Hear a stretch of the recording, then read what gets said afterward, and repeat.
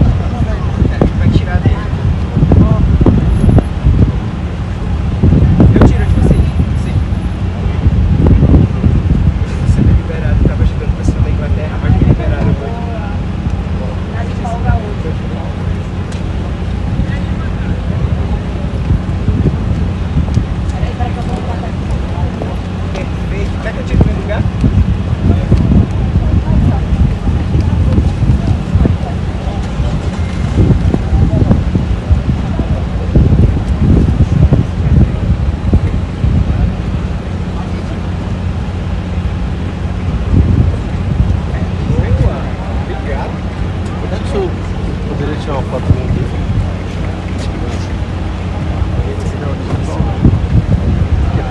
Atrás das duas, que o serviço está bloqueado.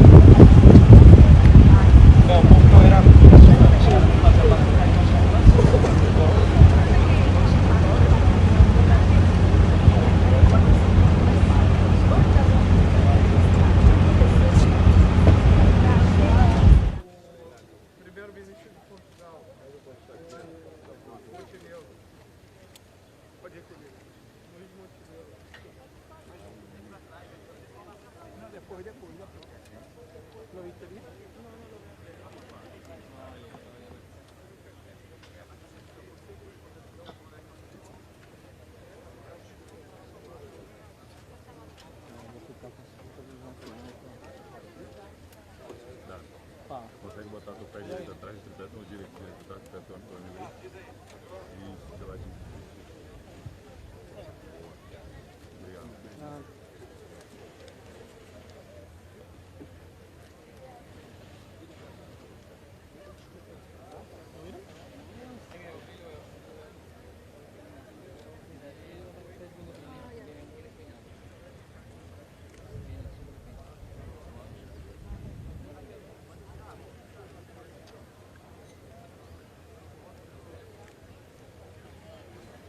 Ixi, a câmera já dando...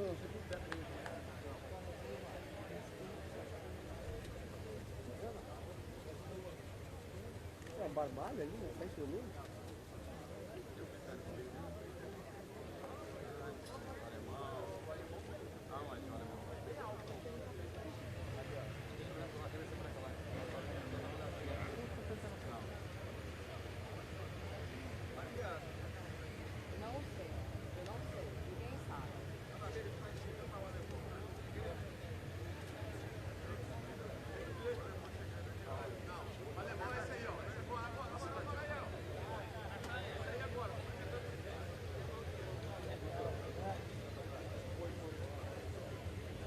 Esse é o alemão?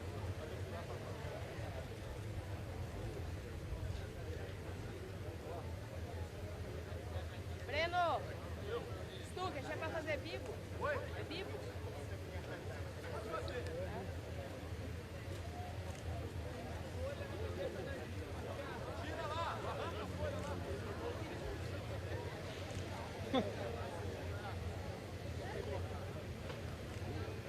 Quer que eu vá? Oi.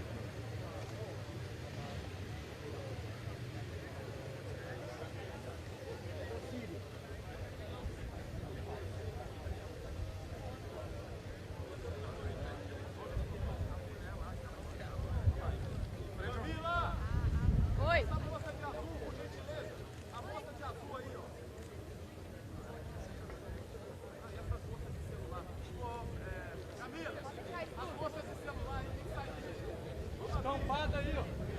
Sai todo mundo, sai todo mundo. Get out. Get out.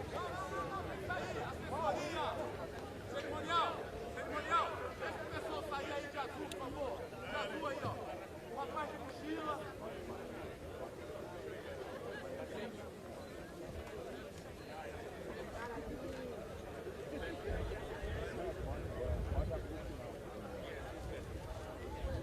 Vamos de mochila!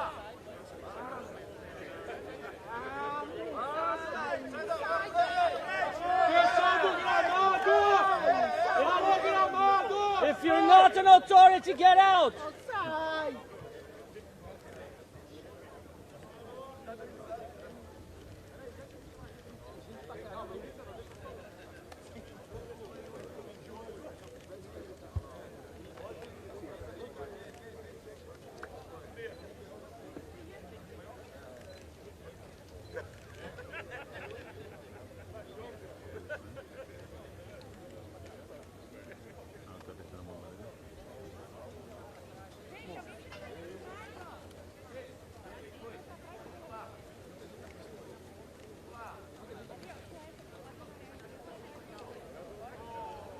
If you're not an authority, please stand back.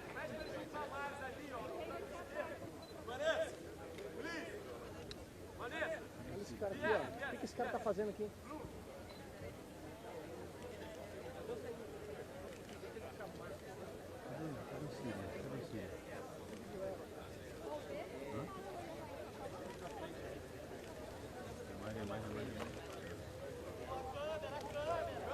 Camila! Ô, cerimonial! Bora, irmão!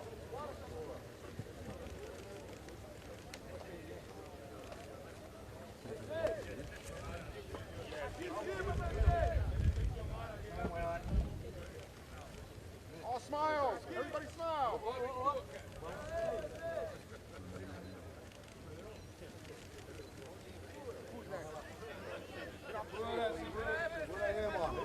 Officer! Presidente! Presidente! Tá chegando uma... Só mais um segundo!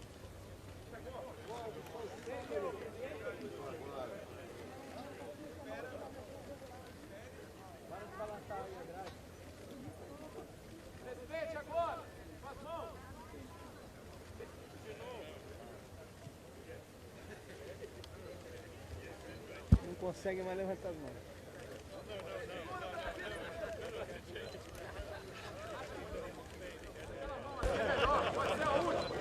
Só mais uma! Mais uma, presidente! Mais um!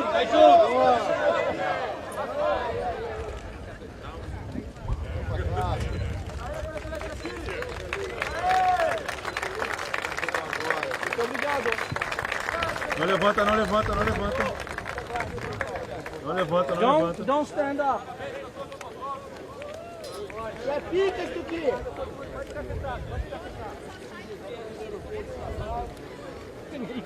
Só o secretário que quer.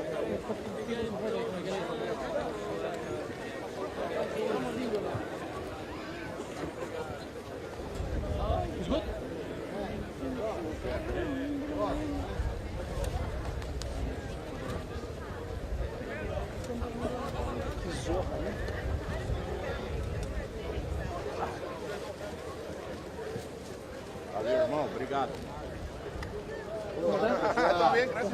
Valeu, irmão, obrigado. Obrigado, pessoal. ¿Podemos levantar? Yeah? Thank you, gracias. No, de nada. Gracias. Siento por la organización. No, todo bien. Te puedo asegurar que es mejor que lo que hubiésemos hecho nosotros.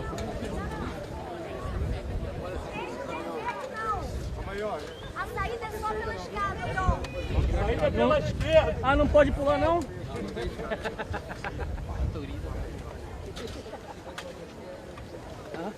That the only exists there. Os três mesmos movimentos, né? Ao vivo, não ao vivo esquizofrênico. Vai na fé. Tô imaginando aquele shake ali de...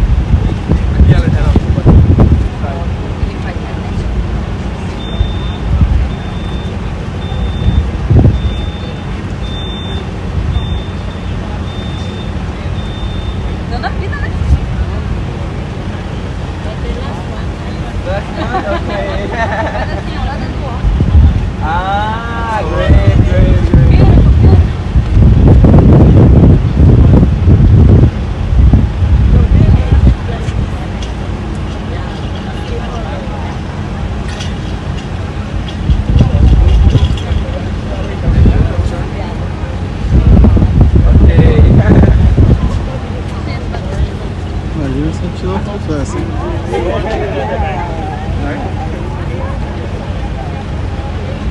Vamos torrando. Have a nice day. Thanks for coming. Have a nice day. Bye-bye.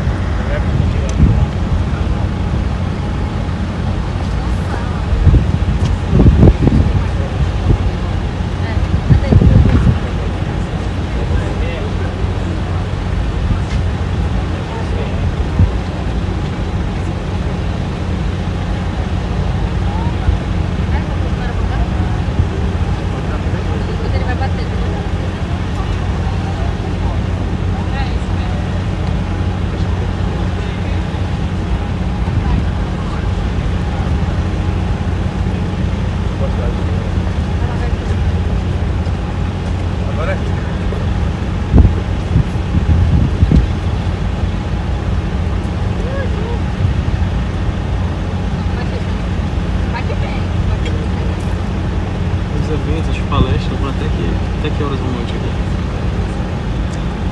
É, 18, mas a gente fica até março. A gente pensou porque... Não, tô dizendo... 5 anos, né? Não, tô dizendo assim... tem... Encerra tudo, no caso, 18 meses. 18 anos. Começa assim, né?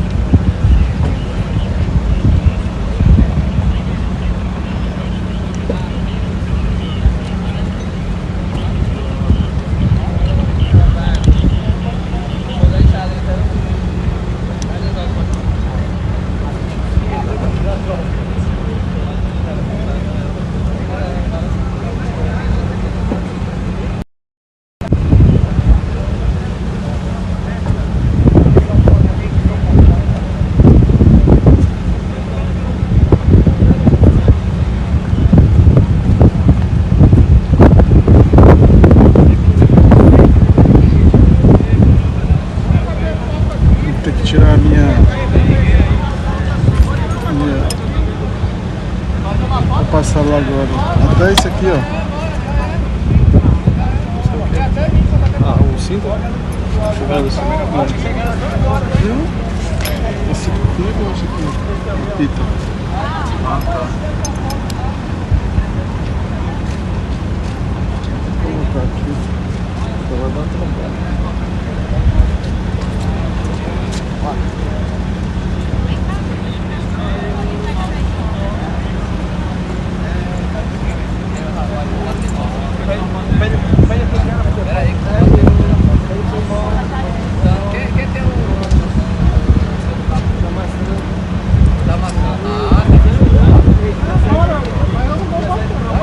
Eu bato isso aqui.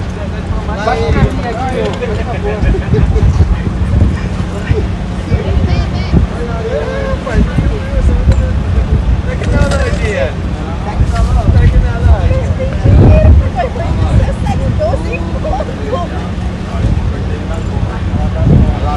Cop30! Assim é bom, né? Aí no meio da Bora, gente, vamos lá. Vai, ele vai bater. Não, eu não vou bater, quem vai bater? Bata aqui. Aqui é ele. Opa, lá ele, lá ele. Bate lá. Bota ele pra ver, bora.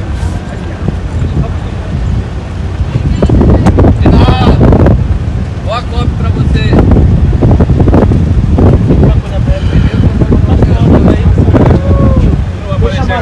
Deixa mais. Vai aparecer aqui no Silas. Vai aparecer só o careca do Silas aí.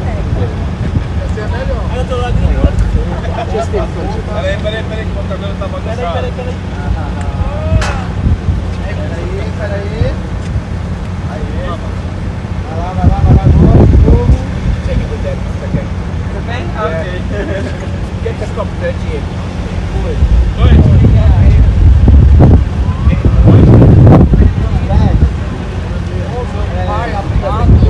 Calma aí,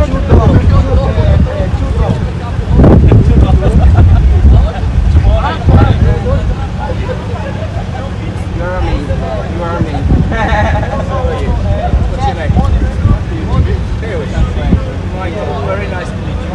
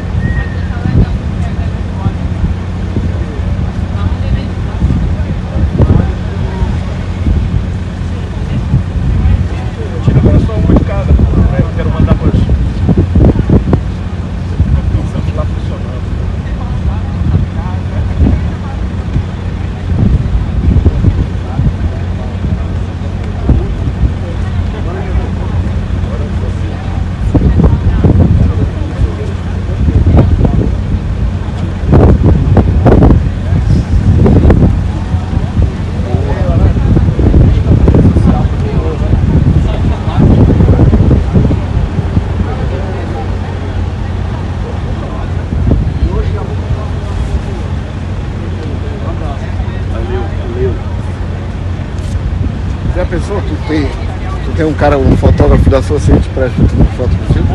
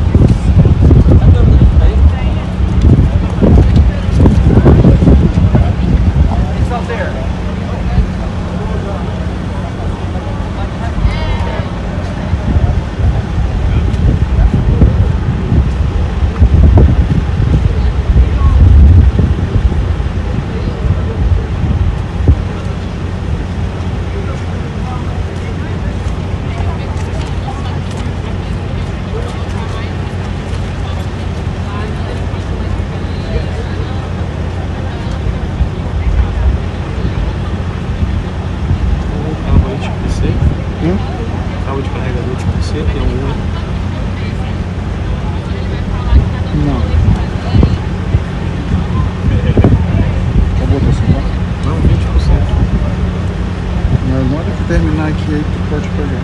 Mas se bem que aqui o meu é iPhone. Lá no carro buscar.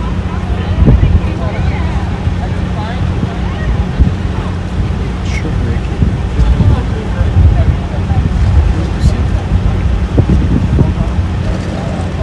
Como tá muito claro, a gente aumenta toda a iluminação.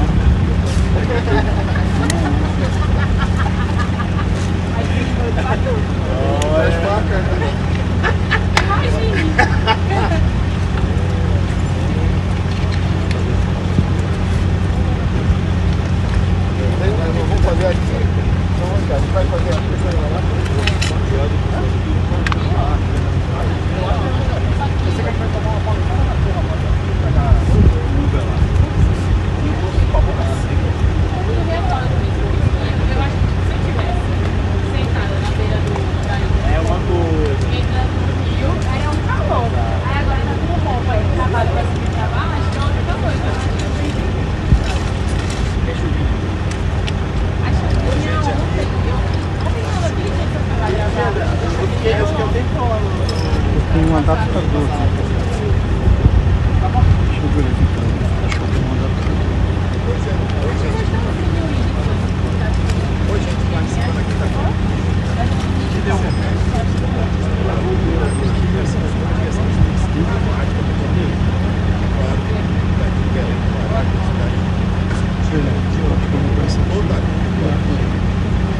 Mas eu vou precisar disso. Não, só agora só pra...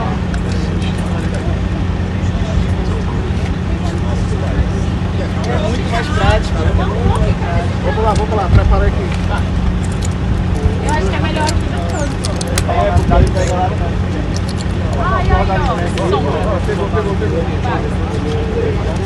Ah, lembrança.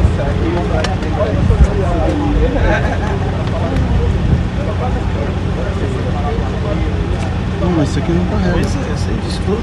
Só o adaptador. Deixa ele tá muito pesado aí. Mas ali não é. Vou ter que entrar aqui. Você tem um cabo ali, né? Tem no carro. Isso que fala. Porque eu vim sair daqui, tem 6 saídas. Eu vou só colocar aqui. E colocar aqui, precisando de um cabo, entendeu? Carro tem que ser 2 USB, né?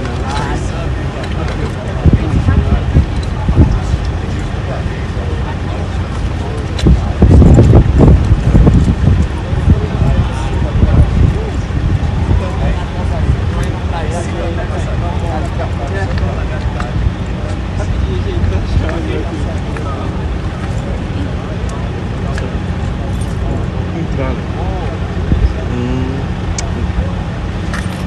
Esse iPhone parte por você. É tipo C para iPhone. Ele é tipo C para iPhone.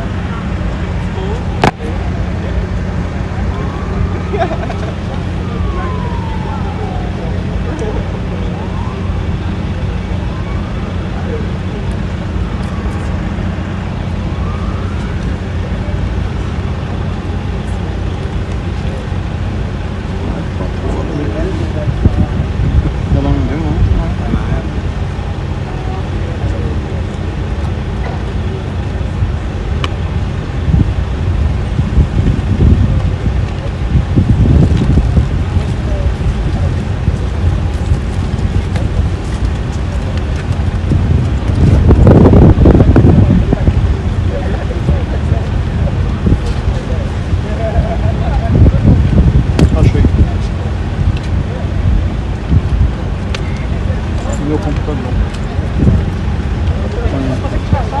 Ah, não dá.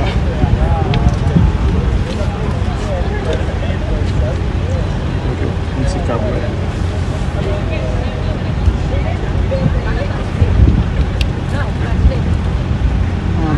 Consegue pegar em cima? Desliga ali, ó. Puxa uma tomada aqui, ó. Puxa uma tomada ali, vou pegar lá. Não tem, cara. Ah, sim, sim. Eu vou puxar ali. É bivolt, não. Adorei o cabo. Uma amiga respondeu assim, ele é pai do grande amigo meu, saber.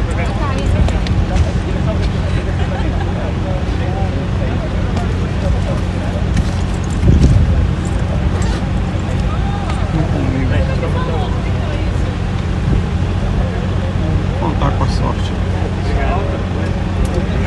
Obrigado, hein, muito mais.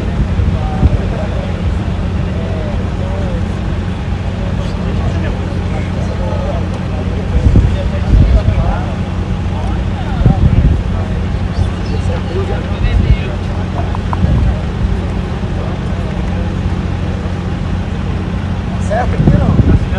Tá? Ouviu? Ouviu.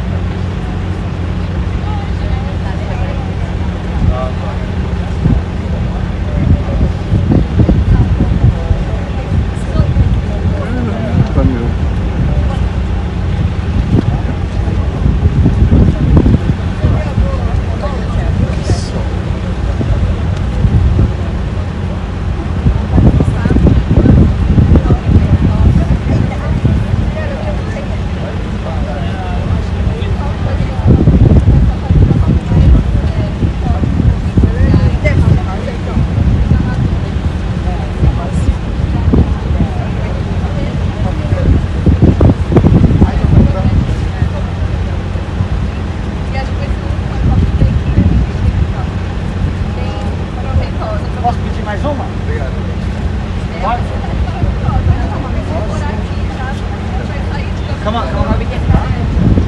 Lauren, come on. Tell stories.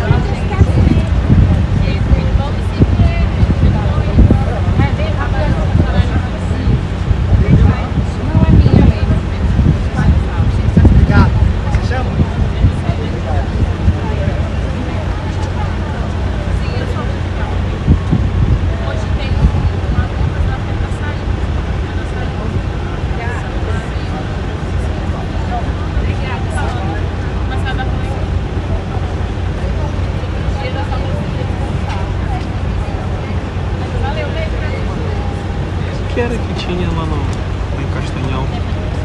Eu tenho ali. Era uma outra TV. Uma TV da China. Mas a gente vai nessa TV. Eles fazem só de água. Eu acho que eles querem pegar alguma plantação de alguma coisa. Produção de alguma coisa. Não sei se é de carne, de leite. Vou ver esse pessoal aqui mesmo quando eu contato com todas as TVs do mundo.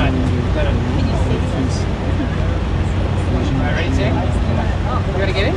2 e 3 Yes. 1, 2.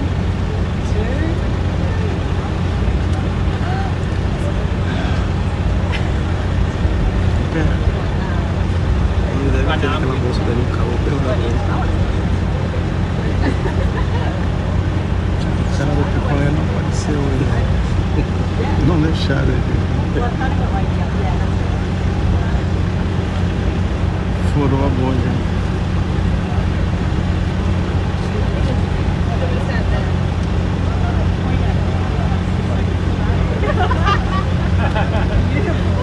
Sadio do G1 Globo News.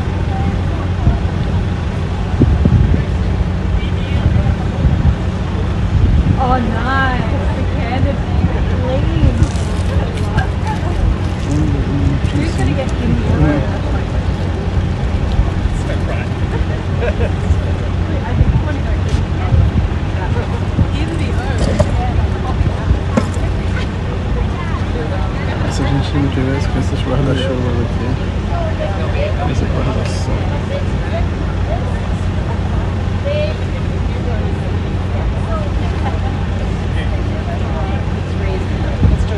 Try and get a bus back.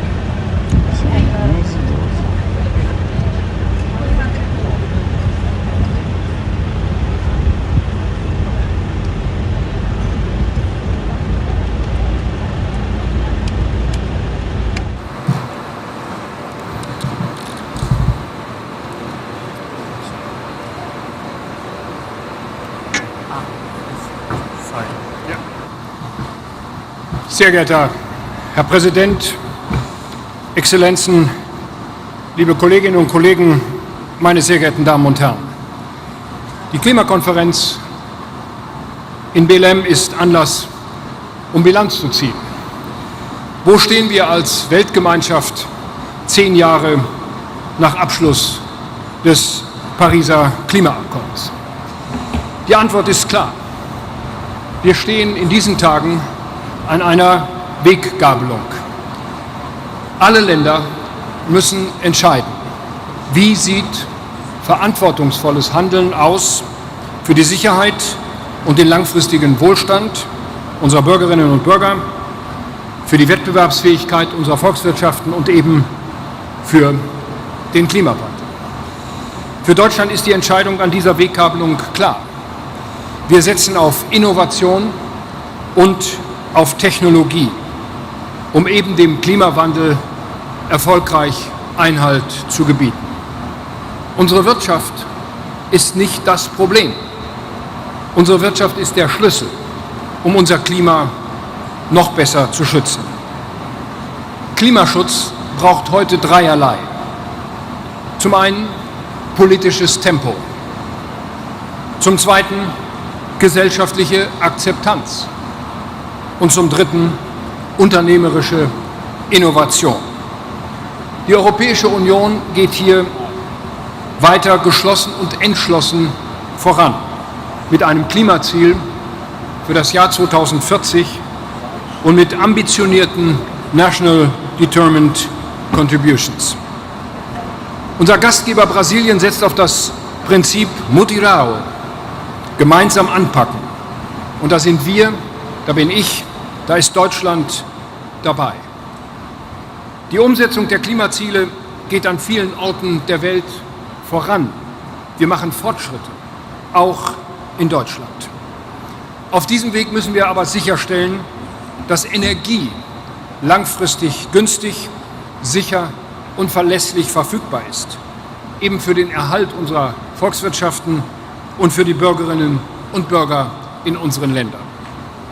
Deutschland steht zu den nationalen und europäischen Klimazielen.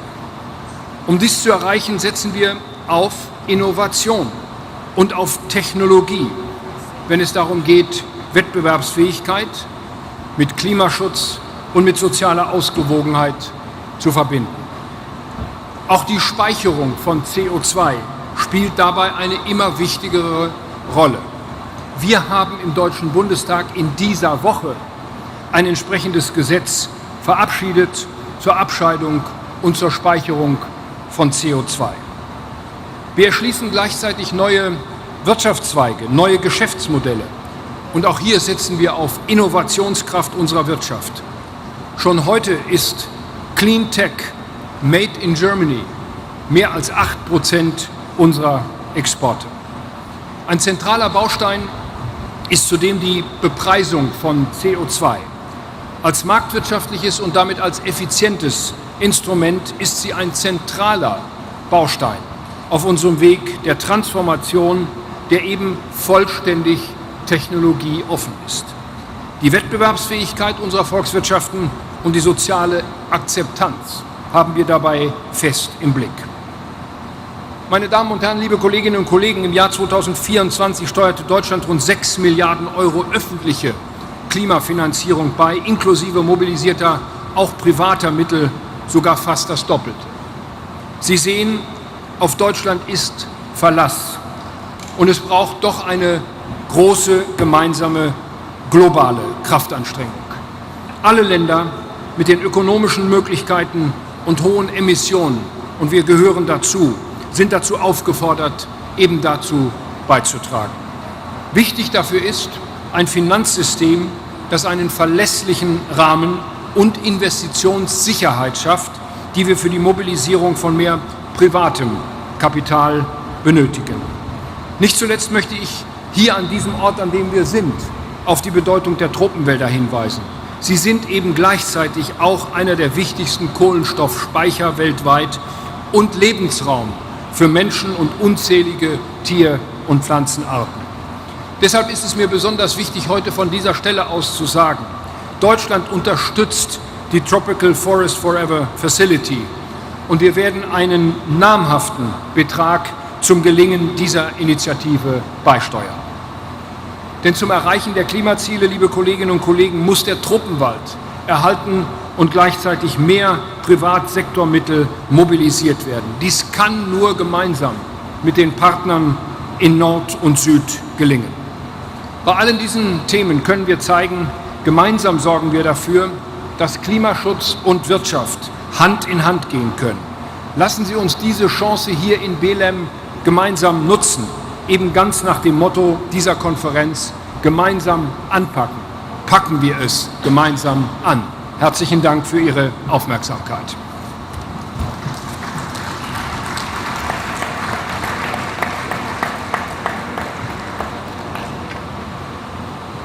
Neste momento, companheiros e companheiras, autoridades participantes dessa segunda mesa temática.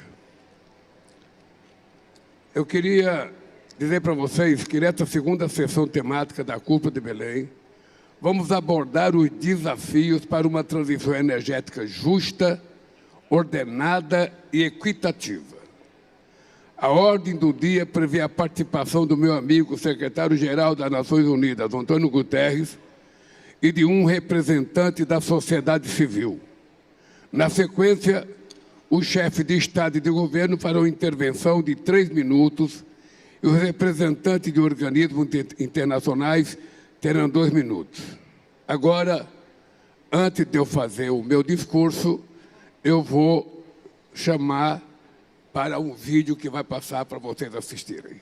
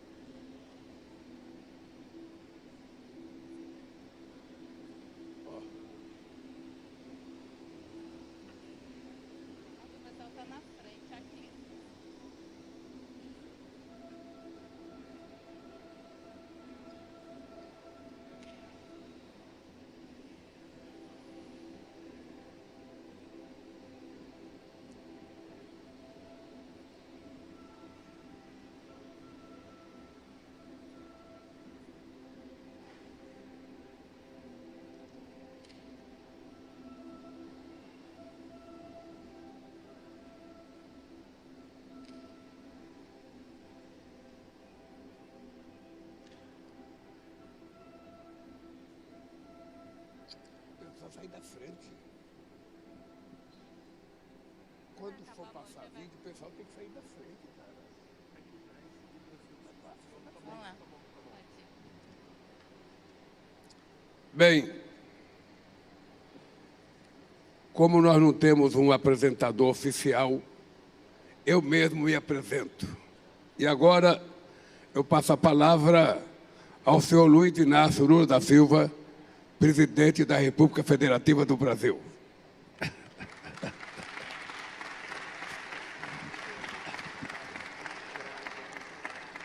As decisões que tomarmos com relação ao setor energético definirão o nosso sucesso ou o nosso fracasso na batalha contra a mudança do clima.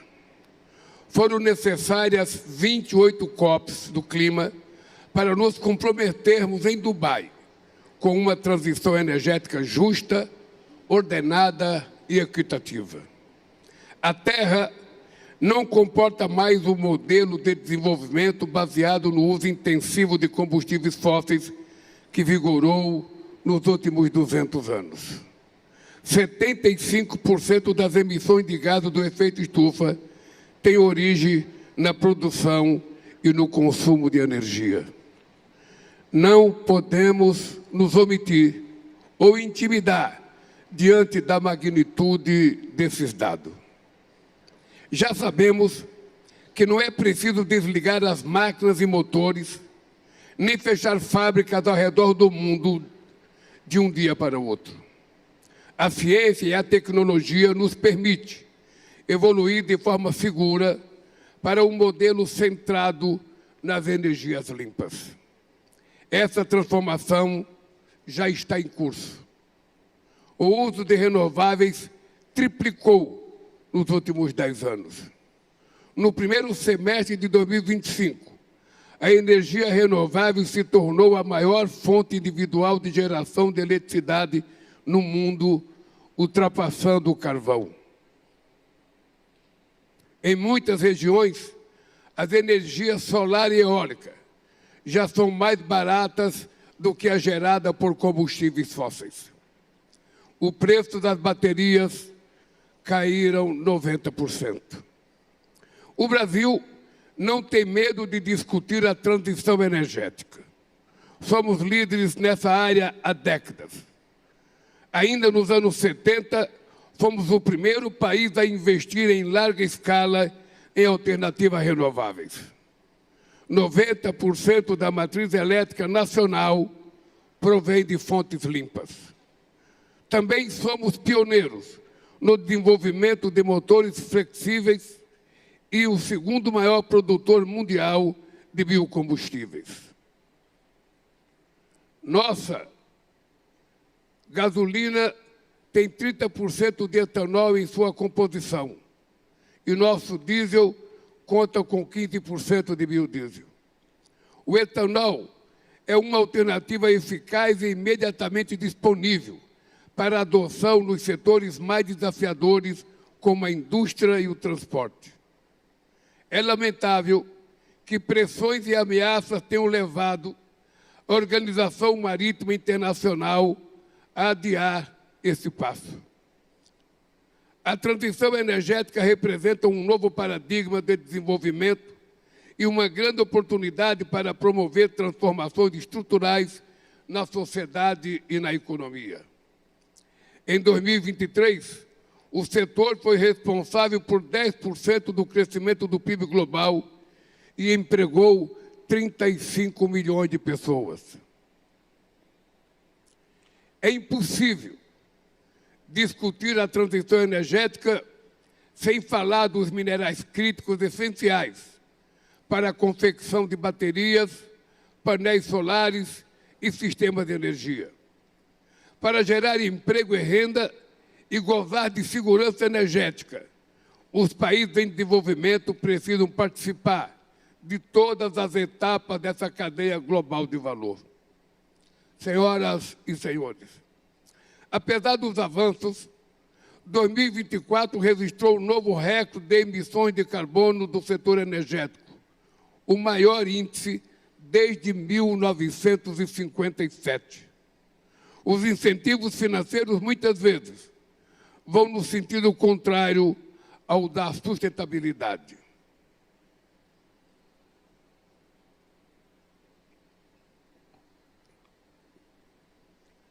No ano passado, os 65 maiores bancos do mundo se comprometeram a conceder 869 bilhões de dólares para o setor de petróleo e gás. Desde a adoção do Acordo de Paris, a participação dos combustíveis fósseis na matriz energética global diminuiu apenas de 83% para 80%. O conflito na Ucrânia reverteu anos de esforços para a redução da emissão de gás de efeito estufa e levou à reabertura de minas de carvão. Gastar com armas o dobro do que destinamos à ação climática é pavimentar o caminho para o apocalipse climático.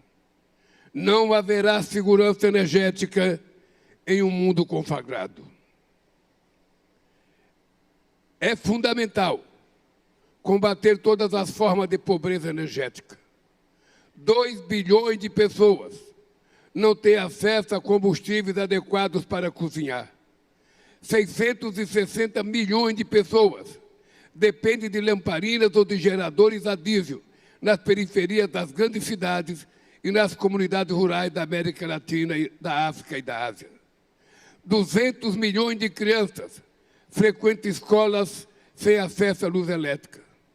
Sem energia, também não há conexão digital, hospitais funcionando ou agricultura moderna.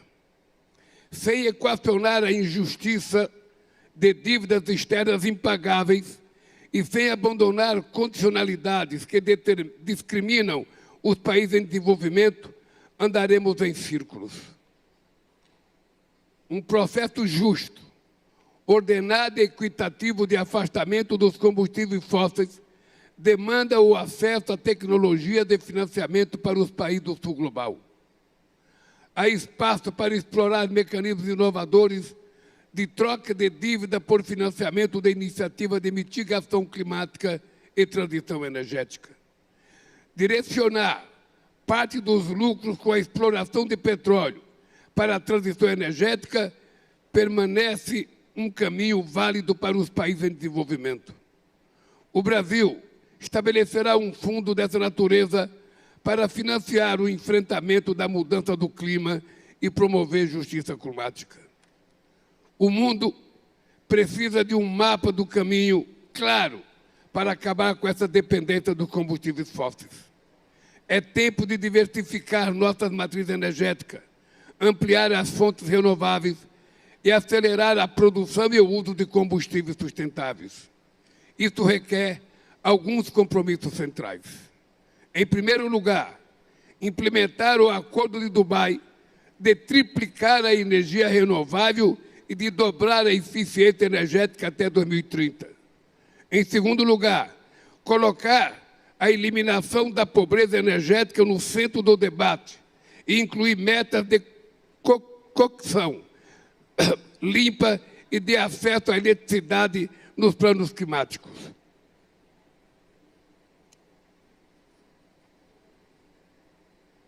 Em terceiro lugar, aderir ao compromisso de Belém para quadruplicar o uso de combustíveis sustentáveis até 2035 e acelerar a descarbonização dos setores mais desafiadores.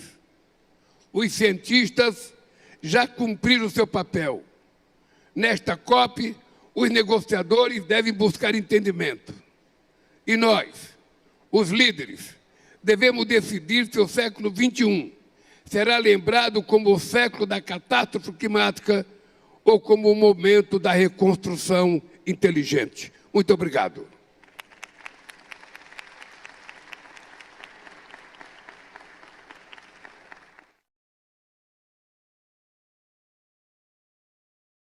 Of 1.3 trillion US dollar, which must... Antônio Guterres.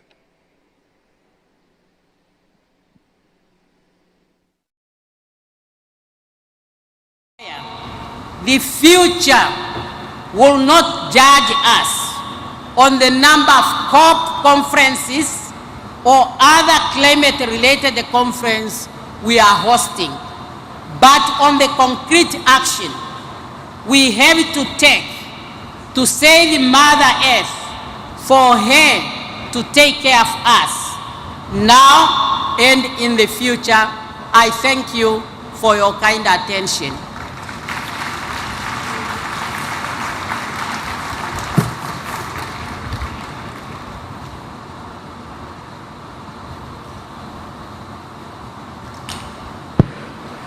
Neste momento, convidamos o membro do Conselho Presidencial do Haiti, Augustin Smith.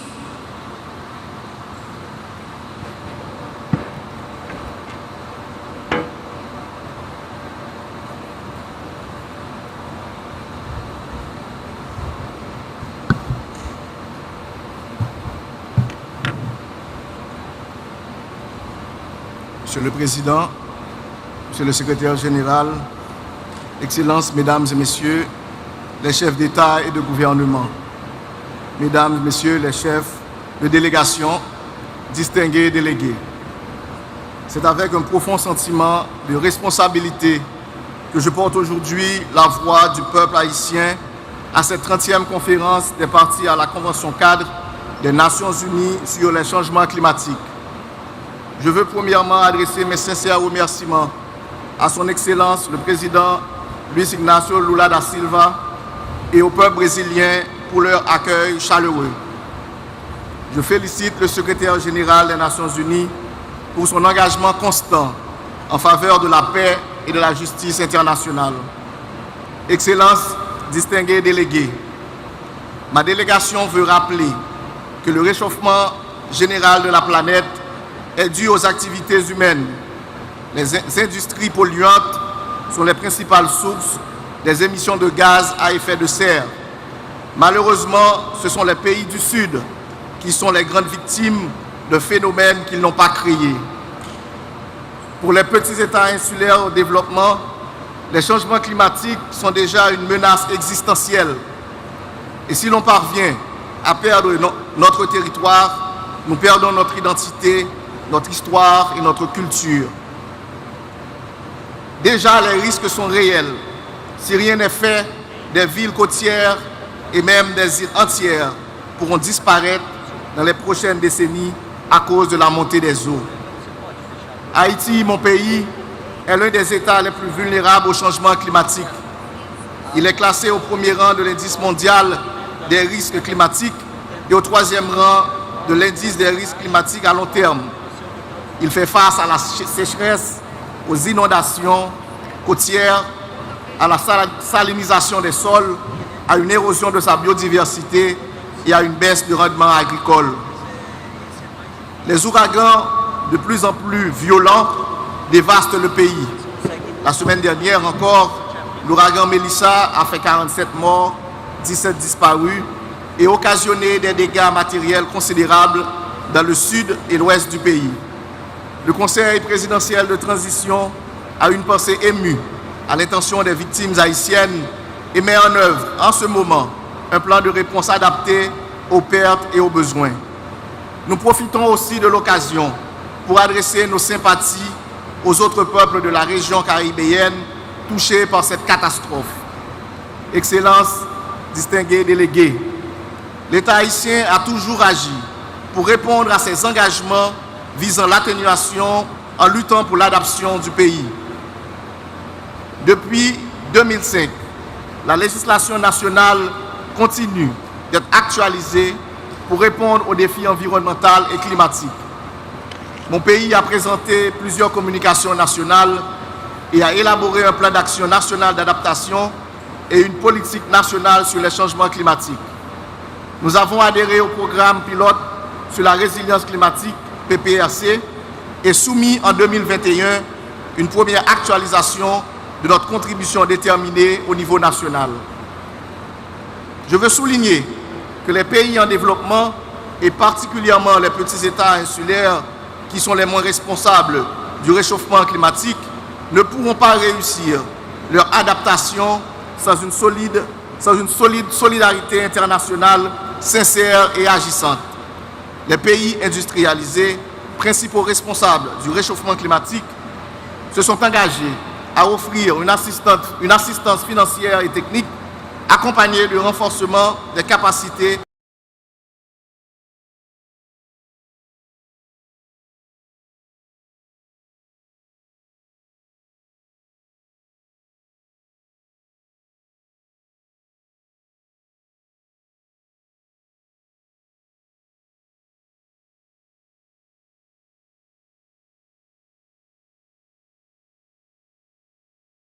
de notre planète commune.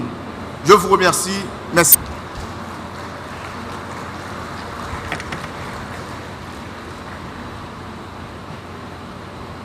Temos agora a manifestação do representante da Somália, vice-primeiro-ministro Salah Ahmed Jama.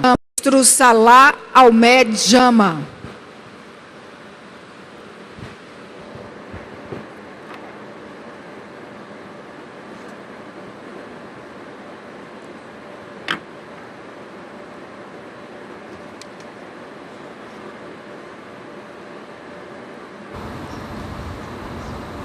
President of Brazil, President Lula, dignitaries, heads of states, greetings to you all. And let me begin by thanking the government and the people of Brazil for their generous hospitality accorded to all of us.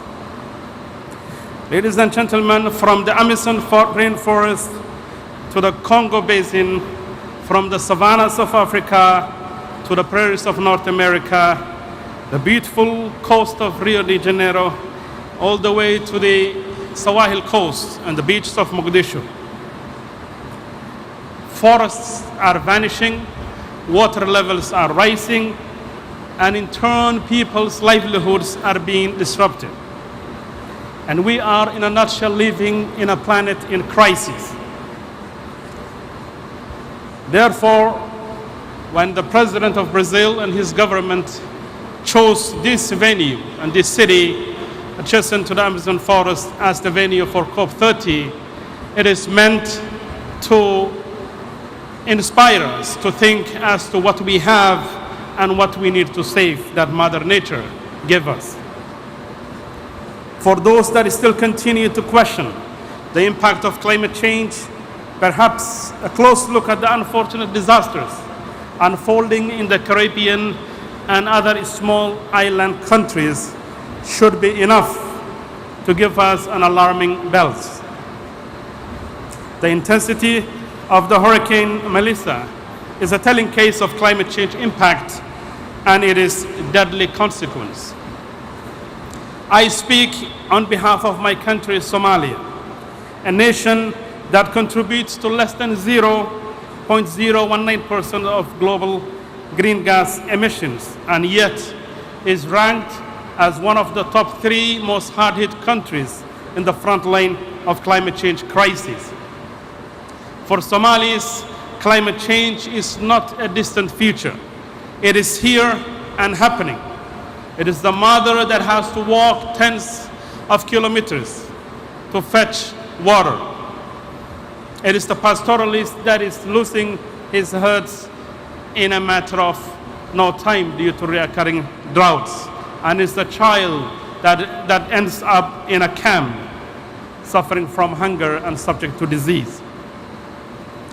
This is not a statistics, but a story of human suffering and survival. Ladies and gentlemen, Somalia comes to the COP30 with hope for action, armed with clear plans and strategies. We have submitted our 3rd generation NDC and advanced our National Adaptation Plan, both embedded in our National Transformation Plan. Our priorities are very clear. The first priority is adaptation and resilience at a large scale. Our National Adaptation Plan, estimated at $6.3 billion by 2025, we seek partnership that builds early warning systems, climate-smart agriculture, resilient health systems, and climate-proofed infrastructure.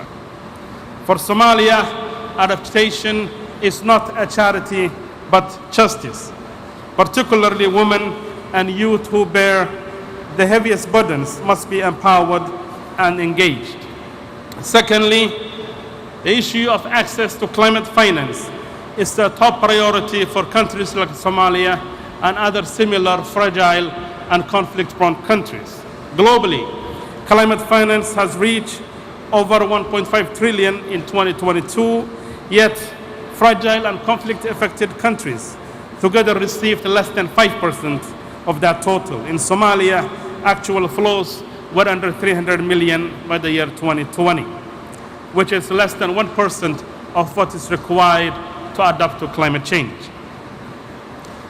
We call for more grants, fewer loans, and faster access and support that strengthens national systems.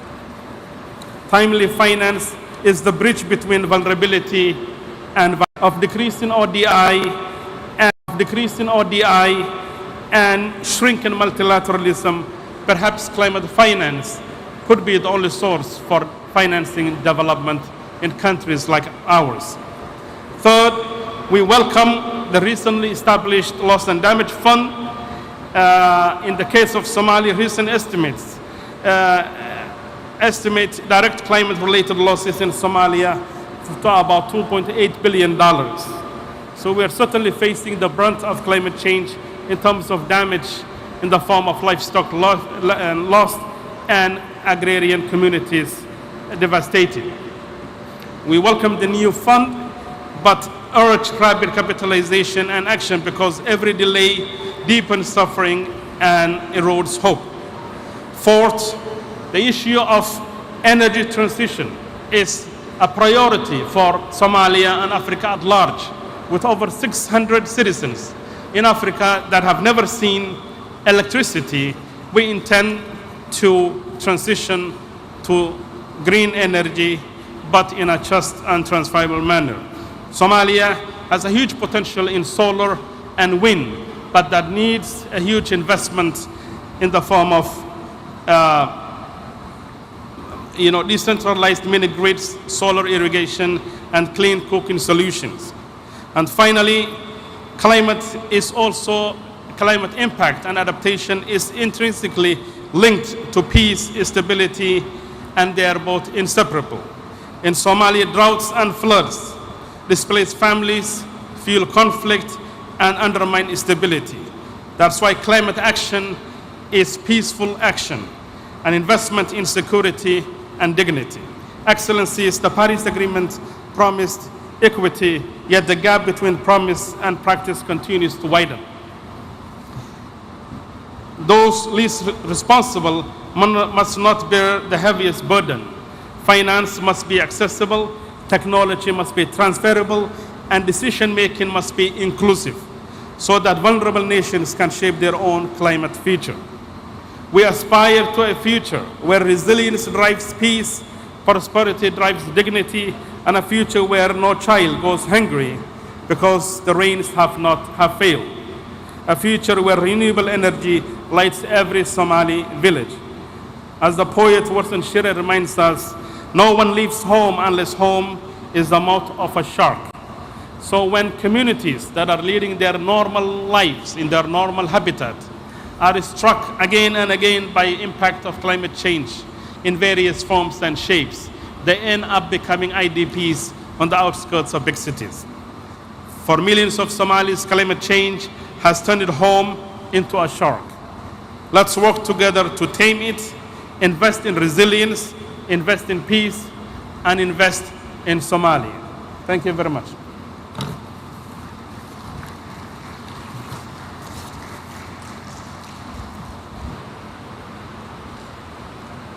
Chamamos agora para a manifestação o vice-presidente da Quênia, Kithure Kindiki.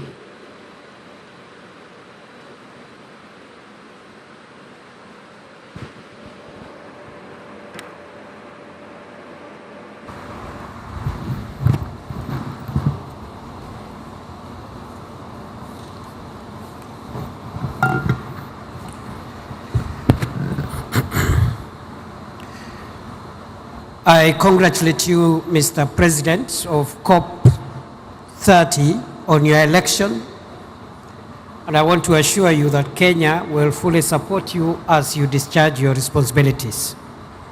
Excellencies, the devastating effects of climate change continue to ravage our planet, continue to wipe out life, reversing the gains in our development agenda.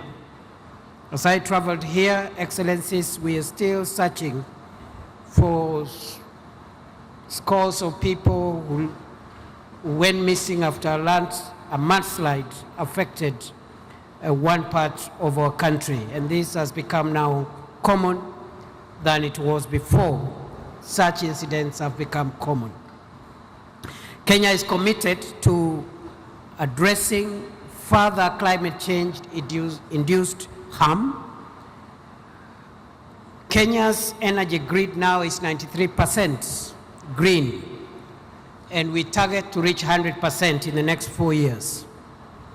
Building on this foundation of green and clean energy, Kenya has updated and submitted a bold and ambitious economy-wide nationally determined contribution focused on greening the energy and industrial sectors in line with the commitments made at the African Climate Summits in Nairobi in 2023 and in Addis Ababa 2024.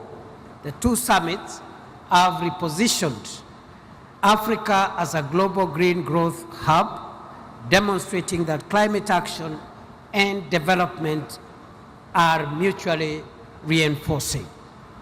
Excellencies, Africa can help the world in the transition to green energy because Africa has the world's largest untapped renewable energy resources, vast critical mineral resources essential for energy transition, and a youthful demographic that can power the next phase of global manufacturing.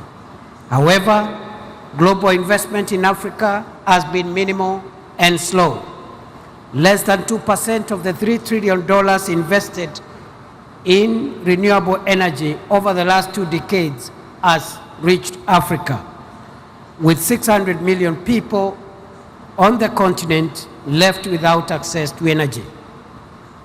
Kenya alone needs $62 billion by 2030 to implement our climate commitments. And of this, we've only received $50 million, a paltry 0.08%. The gap between promise and delivery is huge. And sadly, every dollar delayed, every bureaucratic obstacle, and every failed commitment has a human cost. The world should cease to see Africa as an investment risk and see it as an opportunity, an economic opportunity to tap into the continent's abundant, cheap, and clean energy for global green manufacturing. The failure to honor commitments, bureaucratic delays, and the lengthy discussions at the COPs that prioritizes process over delivery are simply cruel and unjust to the millions suffering from the effects of harsh climate today. To achieve different results, 3 things needs to be done. 1, Cop30 ought to be the COP which will dramatically change our climate financing architecture from incremental pledges in billions to actual disbursements of the trillions required to match the scale of the climate crisis.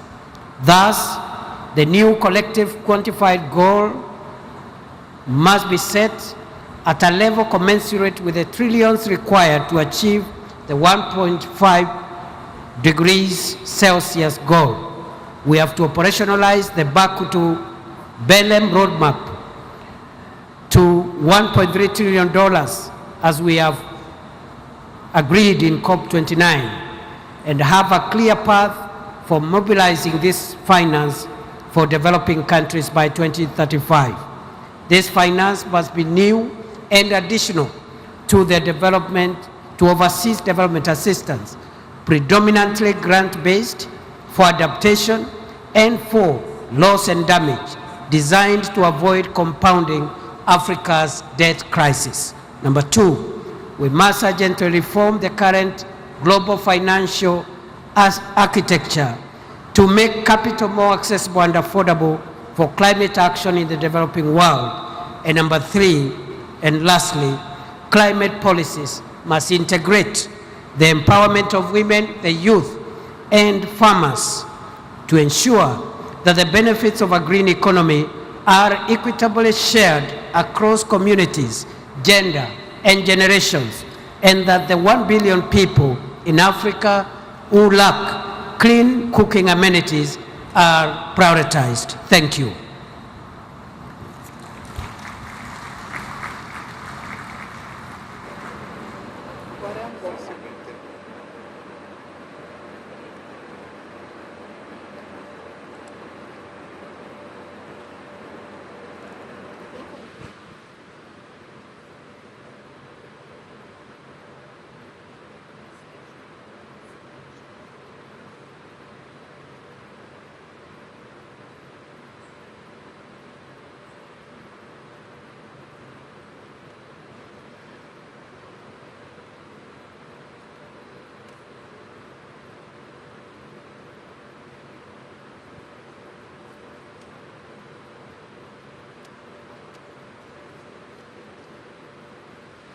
Neste momento, convidamos para a manifestação o presidente do Palau, Surangel Wips Júnior.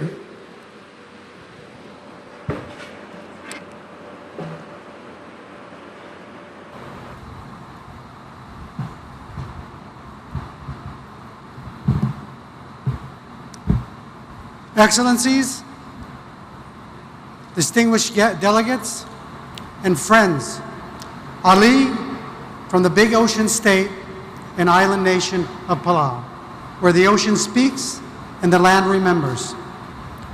President Lula, thank you for your warm Brazilian hospitality and for your leadership in hosting COP30 here in Belém, the gateway to the Amazon.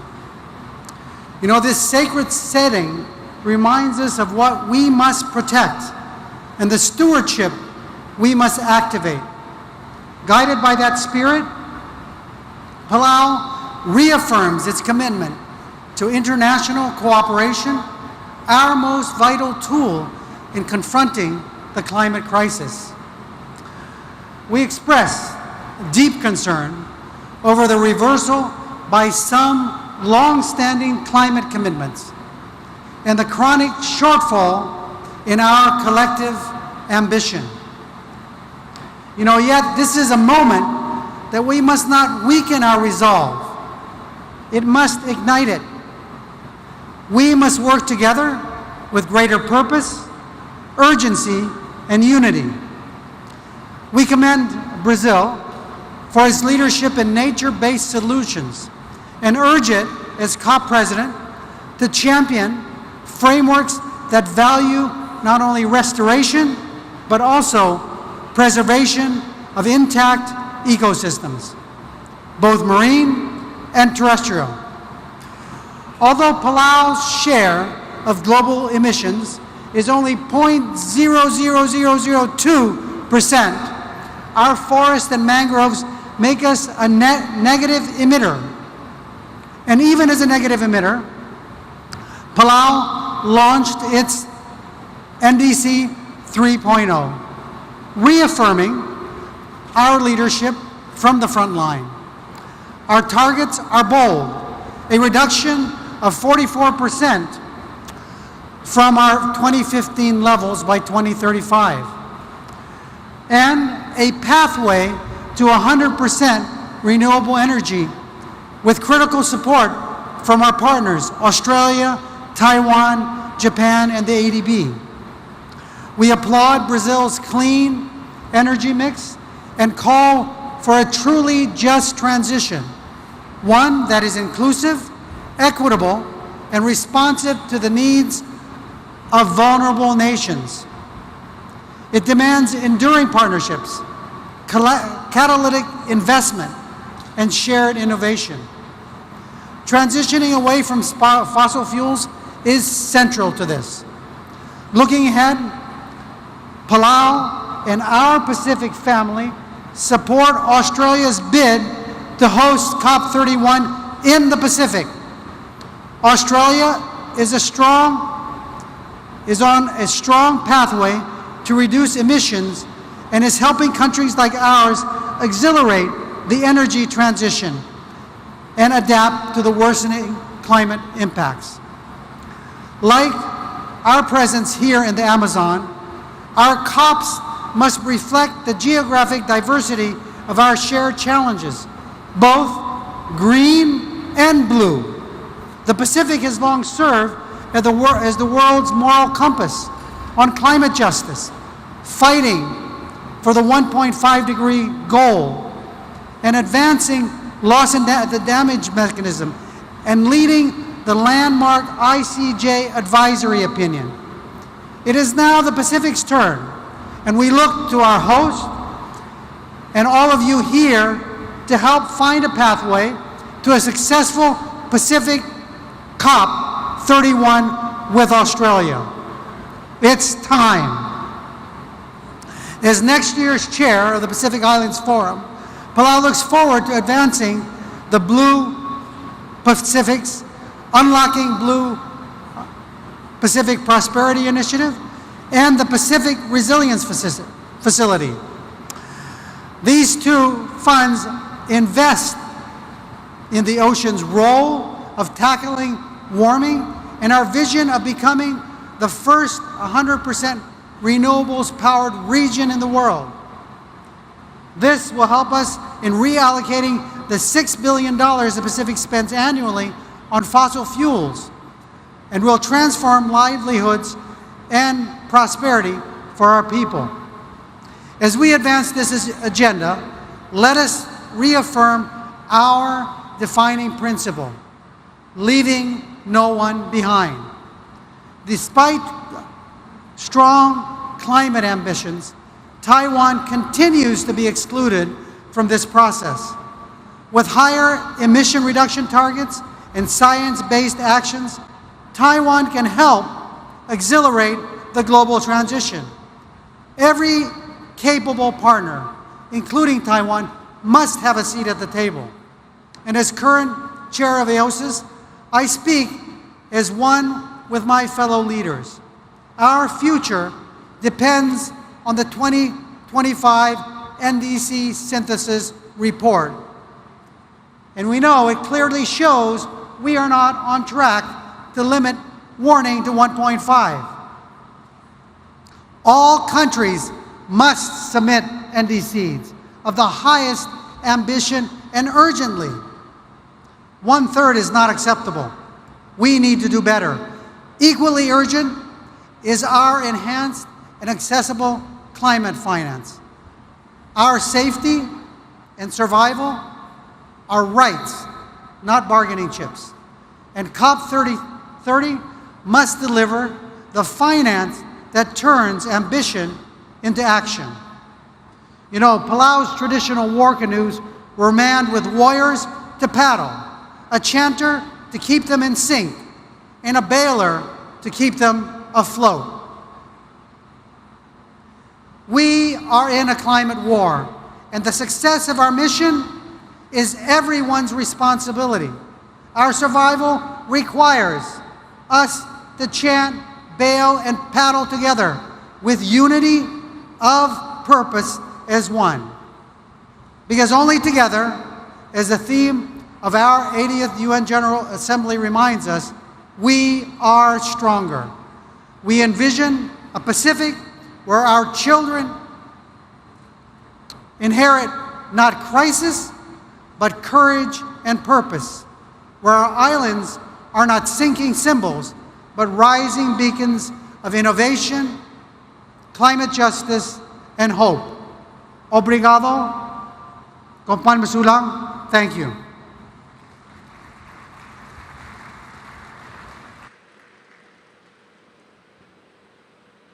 Nesse momento, convido para a manifestação a ministra do Meio Ambiente de Angola, Ana Paula de Carvalho.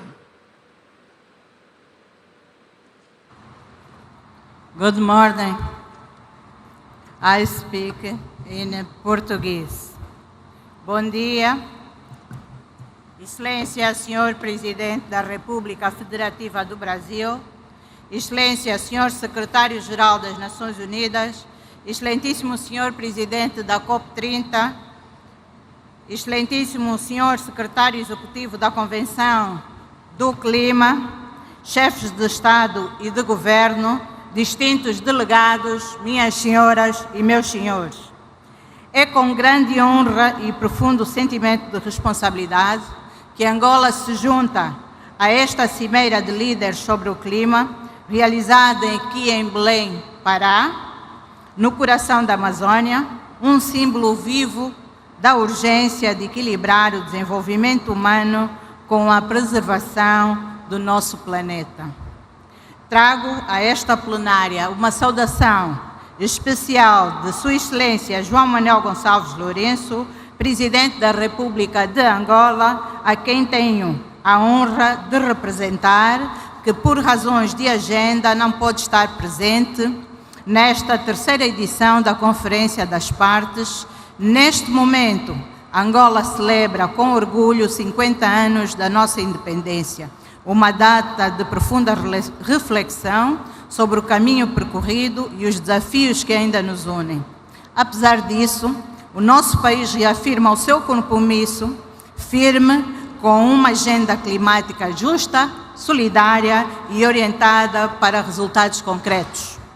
Angola reafirma a sua determinação em contribuir para limitar o aquecimento global a 1,5 graus, bem como o fortalecimento das comunidades vulneráveis para se adaptarem às alterações climáticas. E estamos a trabalhar no sentido de acelerar a transição para uma economia de baixo carbono. Temos avanços consideráveis no que diz respeito às energias limpas, tendo sido registrado um aumento na nossa eficiência energética, quer por via de fontes de abastecimento hídrico, solares e até mesmo ciclos combinados. Relativamente à gestão de resíduos, também foram dados passos significativos. Temos 2 aterros na província do Namibe, que é uma das 21 províncias que compõem o nosso belo país. Para o OGE 2025 foram previstos 2 centros de valorização de resíduos, um para a conclusão na província do Ambo e outro de raiz na província do Bengo, que atenderá as províncias de Luanda, Bengo e Colibengo. Excelências, minhas senhoras e meus senhores, permitam-me partilhar que Angola é um país rico em recursos naturais, mas também vulnerável aos impactos das alterações climáticas, onde a variedade climática já afeta setores críticos, como a agricultura, os recursos hídricos, a energia e as populações rurais que necessitam de respostas estruturadas e eficientes. Por isso, reconhecemos que a Cop30 não deverá ser apenas uma conferência, mas um marco moral e político para definir o rumo da humanidade perante o maior desafio do nosso tempo, isto é, a tripla crise planetária, onde vivemos diariamente efeitos das alterações climáticas, a perda da biodiversidade e a crescente problemática dos resíduos. Excelências, minhas senhoras e meus senhores, Angola participa nesta COP com um compromisso renovado e concreto. Foi já submetida a nossa NDC3, que traduz a nossa visão nacional de desenvolvimento de baixo carbono, resiliente e inclusivo. Estamos a reforçar metas de mitigação, mas também a colocar a adaptação e a resiliência climática no centro daquilo que são as nossas prioridades, porque para nós adotar é sobreviver, e sobreviver é um ato de dignidade. Acreditamos que a transição energética justa representa uma oportunidade histórica para o continente africano e, em particular, para Angola. A transição que respeita as circunstâncias nacionais valoriza o nosso potencial em energias limpas e garante que ninguém fique para trás. Uma transição justa deve ser também uma transição de justiça ambiental, social e econômica. Trata-se de gerar emprego digno, ampliar o acesso à energia e assegurar a inclusão das mulheres e jovens nas soluções climáticas. Estamos igualmente a finalizar o nosso primeiro Plano Nacional de Adaptação, que será submetido a esta COP30. Este plano integra o clima nas políticas de desenvolvimento, visando proteger os recursos hídricos, agrícolas, reforçar infraestruturas e construir comunidades mais resilientes face à seca, cheias, incêndios florestais que se intensificam a cada ano. A conservação da biodiversidade e a gestão sustentável dos recursos naturais são fundamentais para a nossa soberania ambiental, econômica e social. Mas sabemos que não é possível haver adaptação sem financiamento previsível, acessível e justo. É por isso que nos juntamos à voz dos outros países menos avançados que continuam a enfrentar barreiras desproporcionais para aceder aos fundos que lhes permitem agir. Assim sendo, esperamos que a COP30 seja o início da transformação das promessas em ações reais de financiamento e compromissos em soluções concretas. Excelências, minhas senhoras, meus senhores, nenhum país vencerá esse trabalho sozinho. É por isso que Angola defende firmemente a cooperação Sul-Sul como um dos pilares mais importantes para uma resposta global, mais equitativa, e por isso acreditamos no poder da partilha de conhecimento e na solidariedade entre as nações. O mundo aguarda por decisões corajosas desta cimeira, pois a COP30 deve marcar o ponto de virada em que a ambição se traduz em ação, em que os compromissos se tornam implementações e que a esperança volte a ser credível.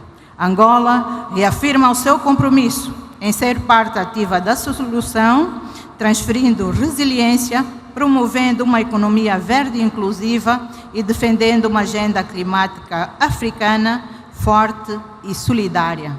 Termino a minha intervenção com uma frase que alguém escreveu, mas que nós apoiamos.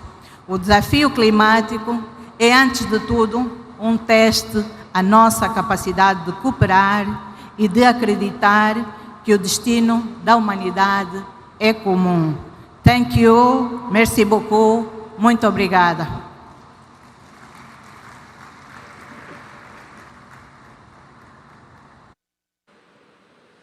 Neste momento, convido para a manifestação o ministro das Relações Exteriores das Ilhas Marshall, Kalani Kaneko.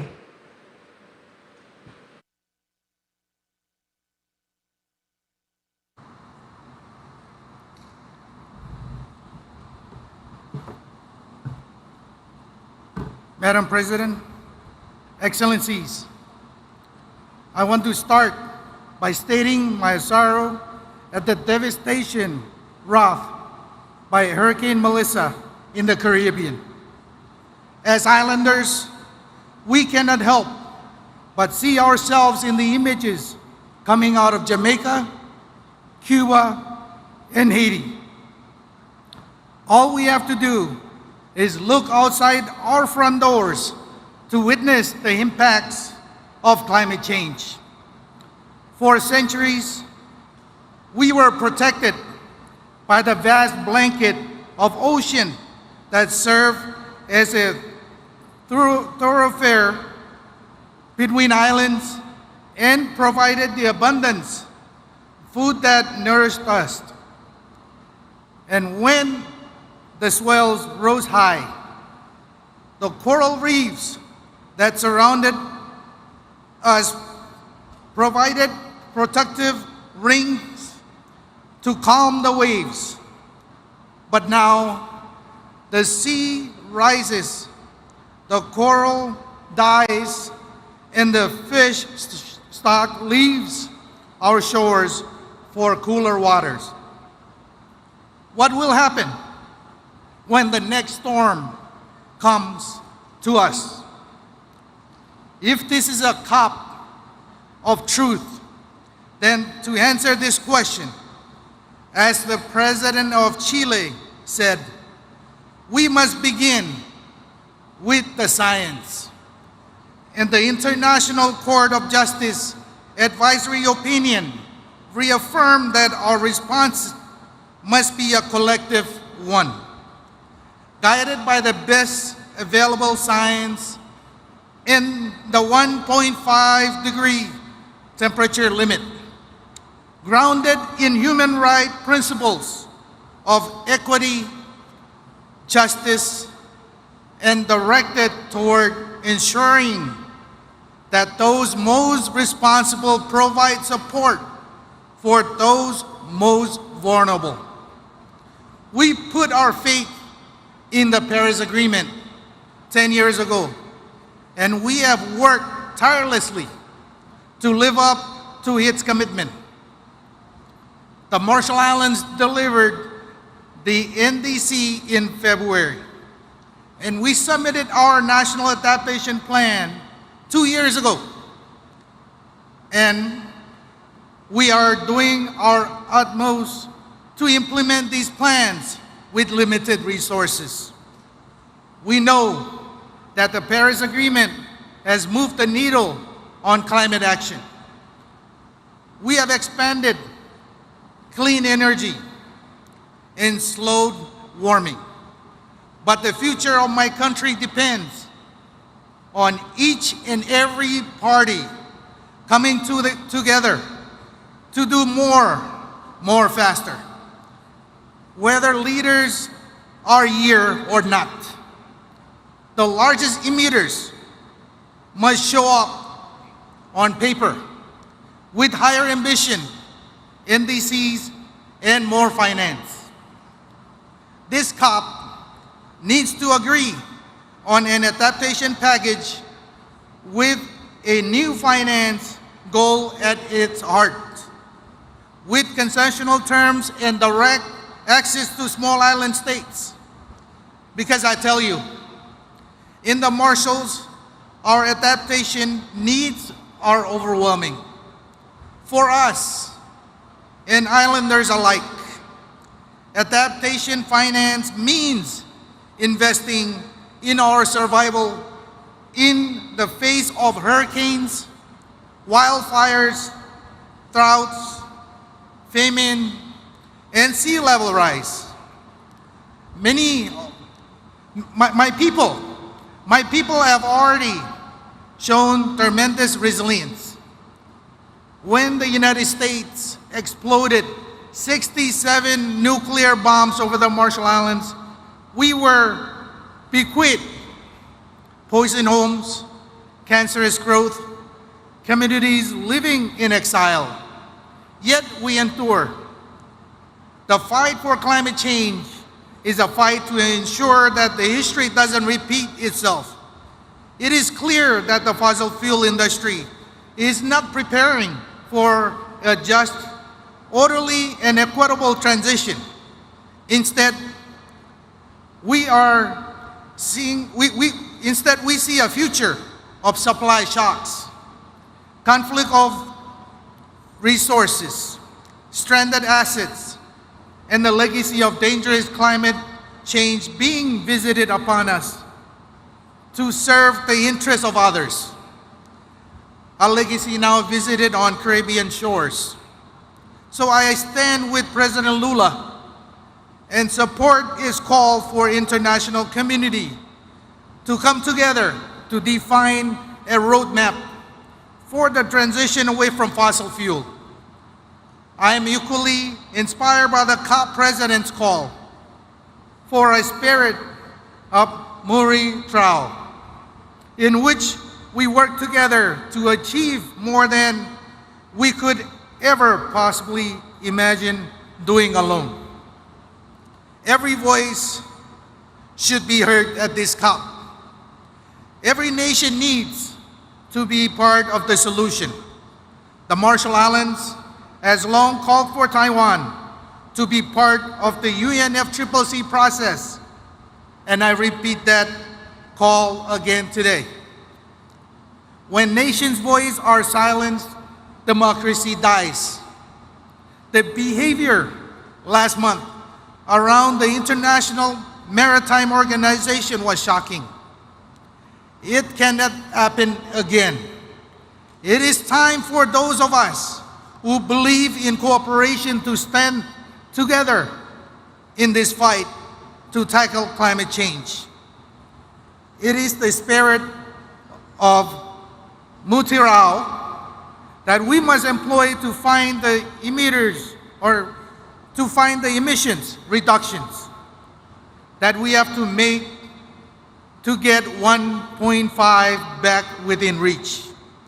No government wants to be told that they didn't do enough, that they must go home and try harder.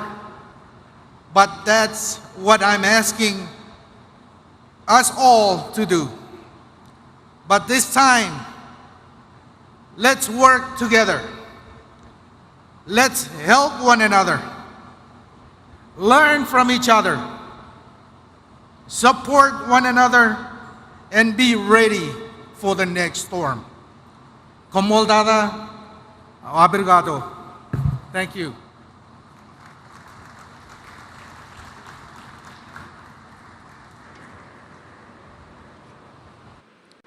Neste momento, convidamos para a manifestação a chefe do Departamento de Meio Ambiente do Irã e vice-presidente para o Meio Ambiente, Shina Ansari.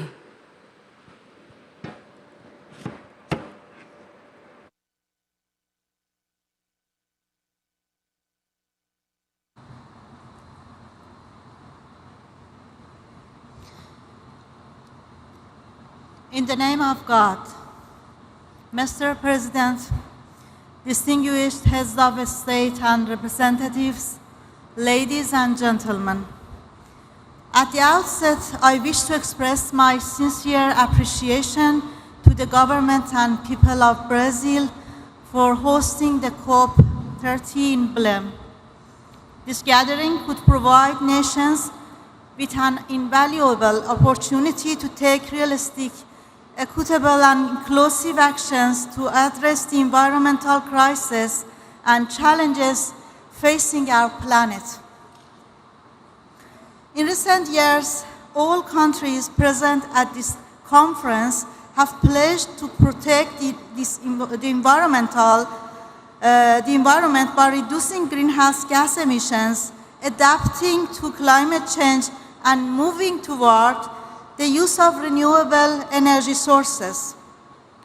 Despite facing unilateral coercive measures as well as imposed restrictions on access to modern technologies, knowledge, financial support, and foreign investment, the Islamic Republic of Iran has achieved remarkable progress while considering further steps to take in the coming years.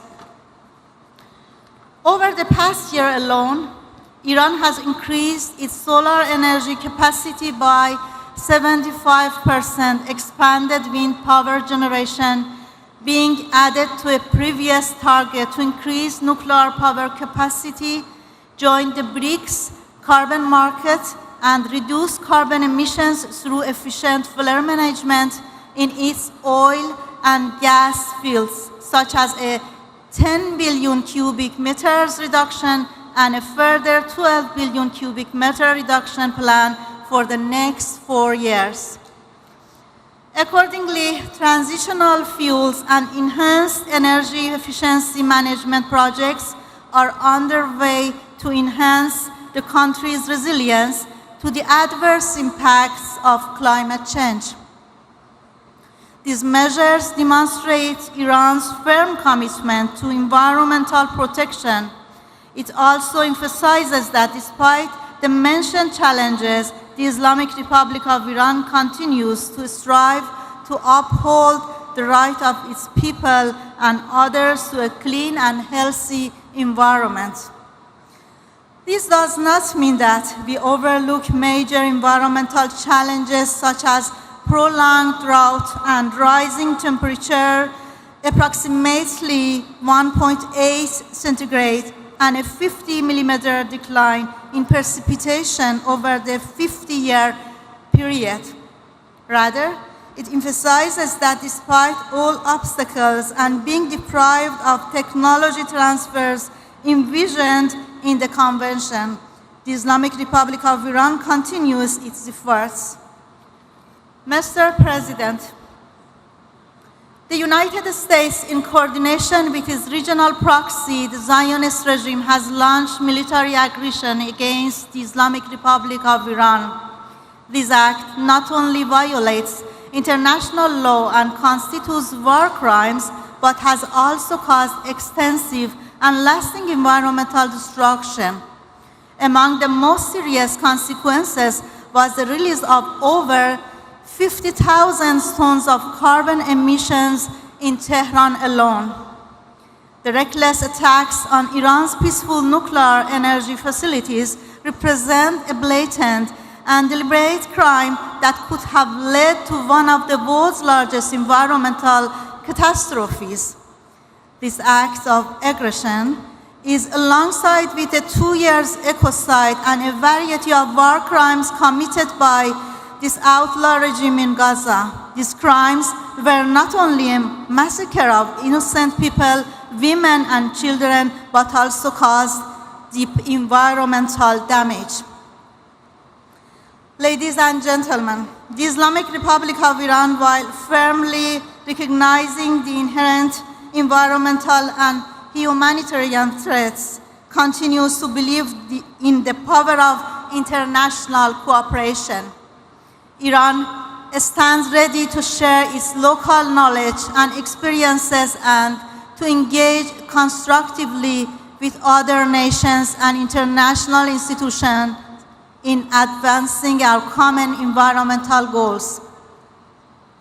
We are heirs to one earth and one destiny. May we act with respect and justice so that we may pass on a sustainable legacy to future generations. Thank you.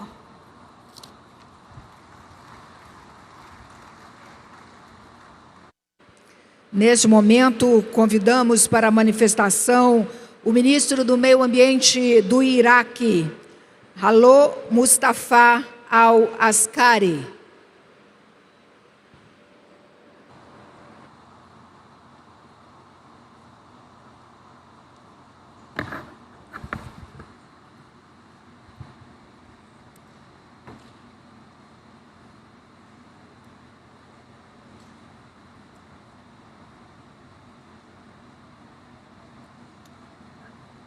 Mr. President, Your Excellencies, distinguished esteemed participants, good afternoon.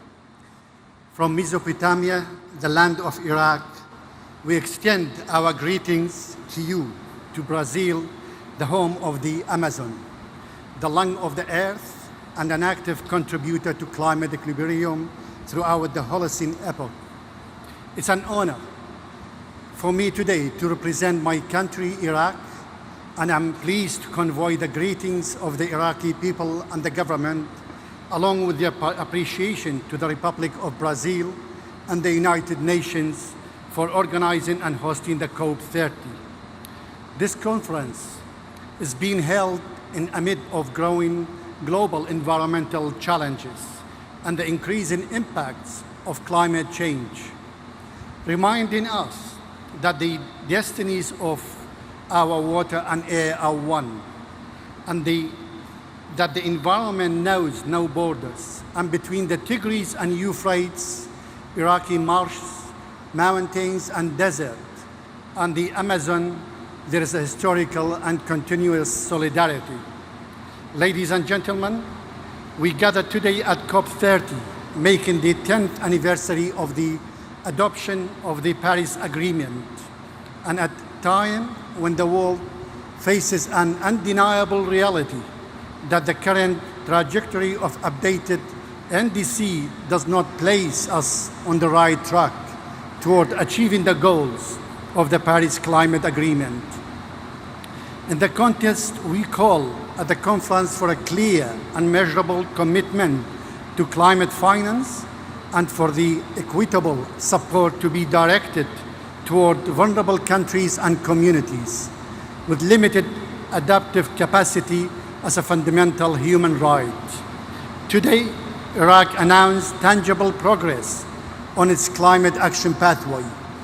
We have submitted our second nationally determined contribution 2025 to 2030, which serves as the overarching framework and roadmap for climate action in the country.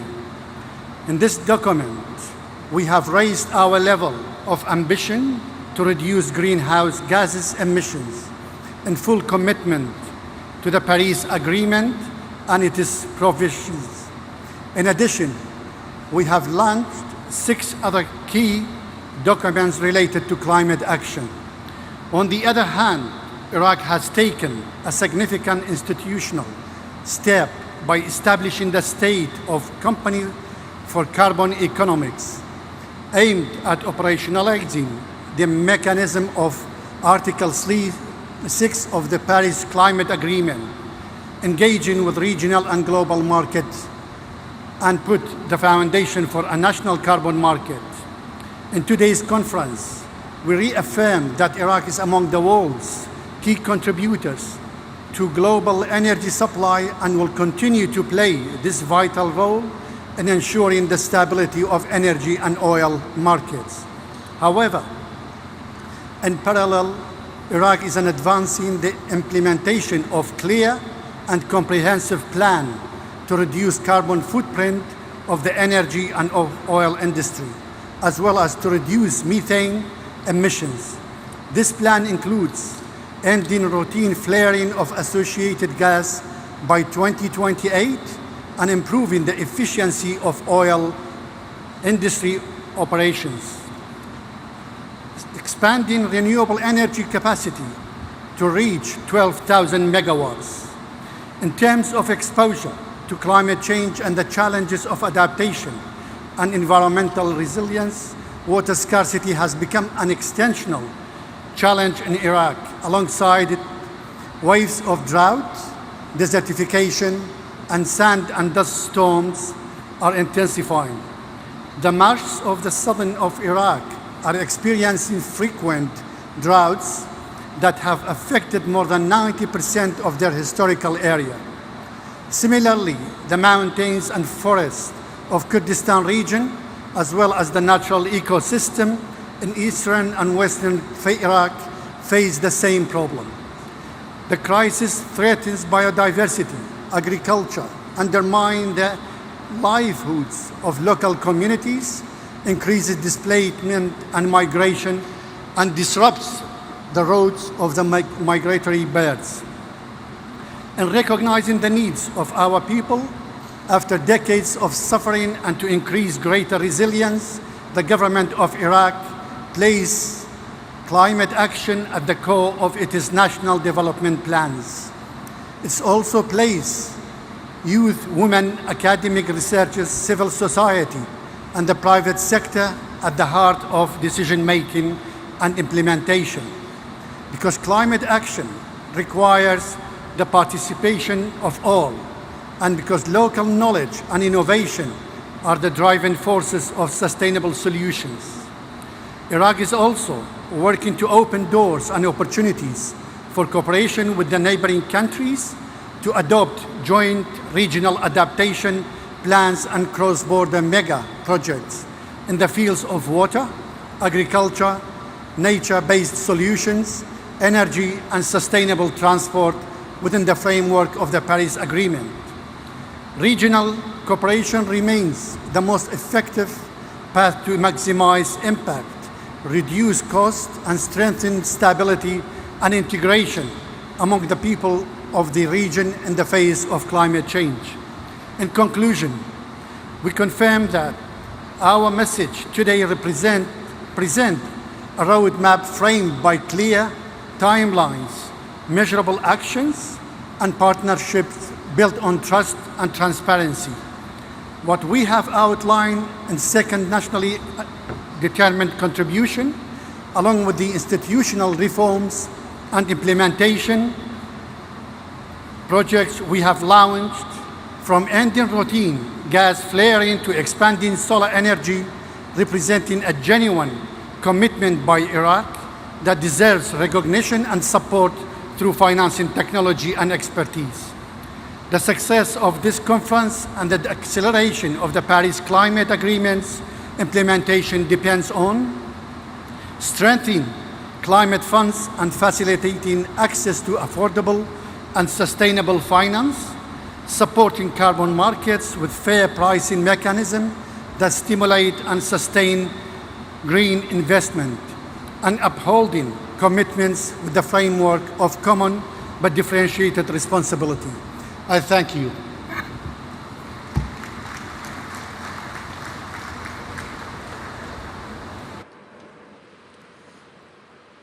Nesse momento, convidamos o ministro do Meio Ambiente da Jordânia, Ayman Suleiman.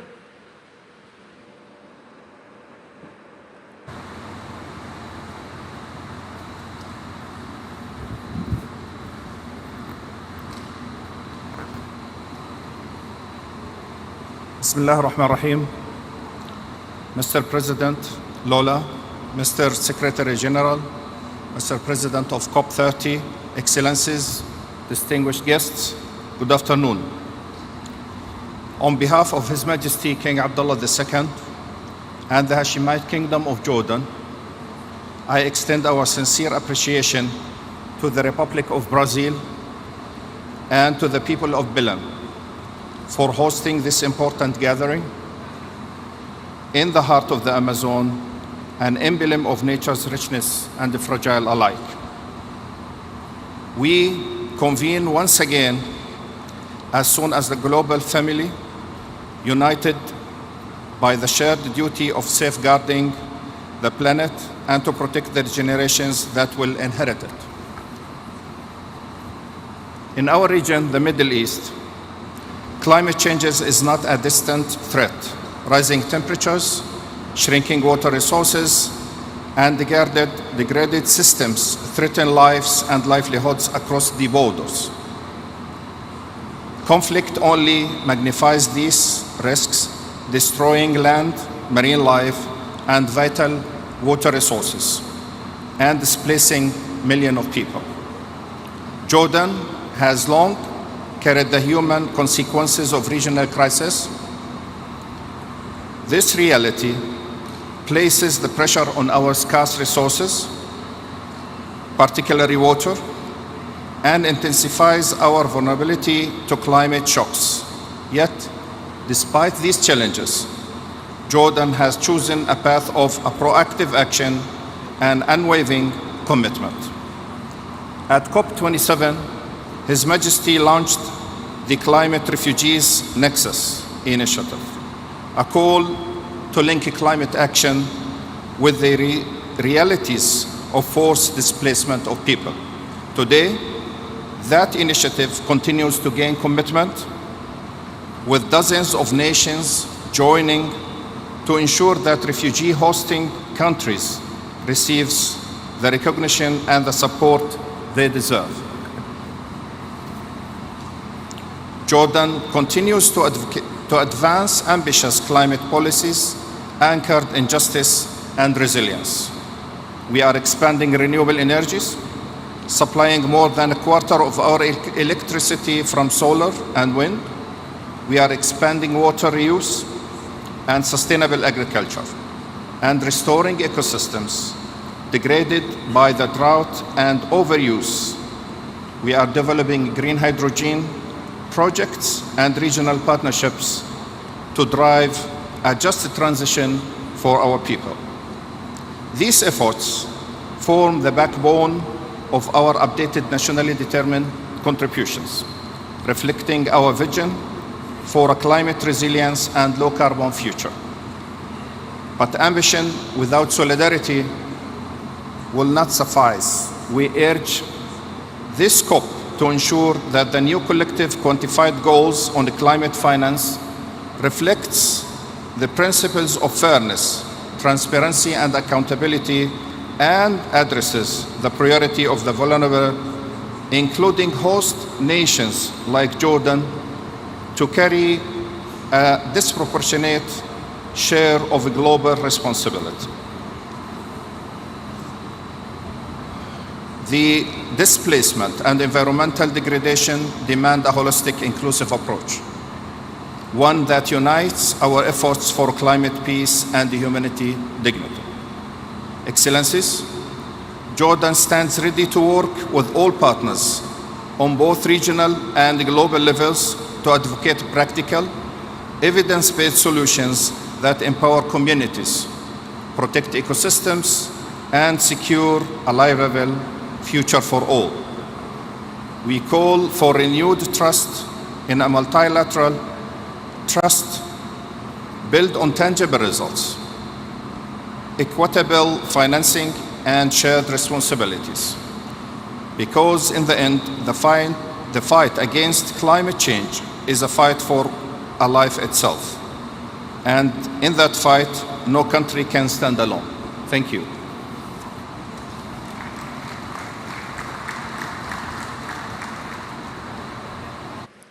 Convidamos agora o ministro do Meio Ambiente e diretor da Agência de Proteção Ambiental da Libéria, Emmanuel Kingurei Yarki Paulo.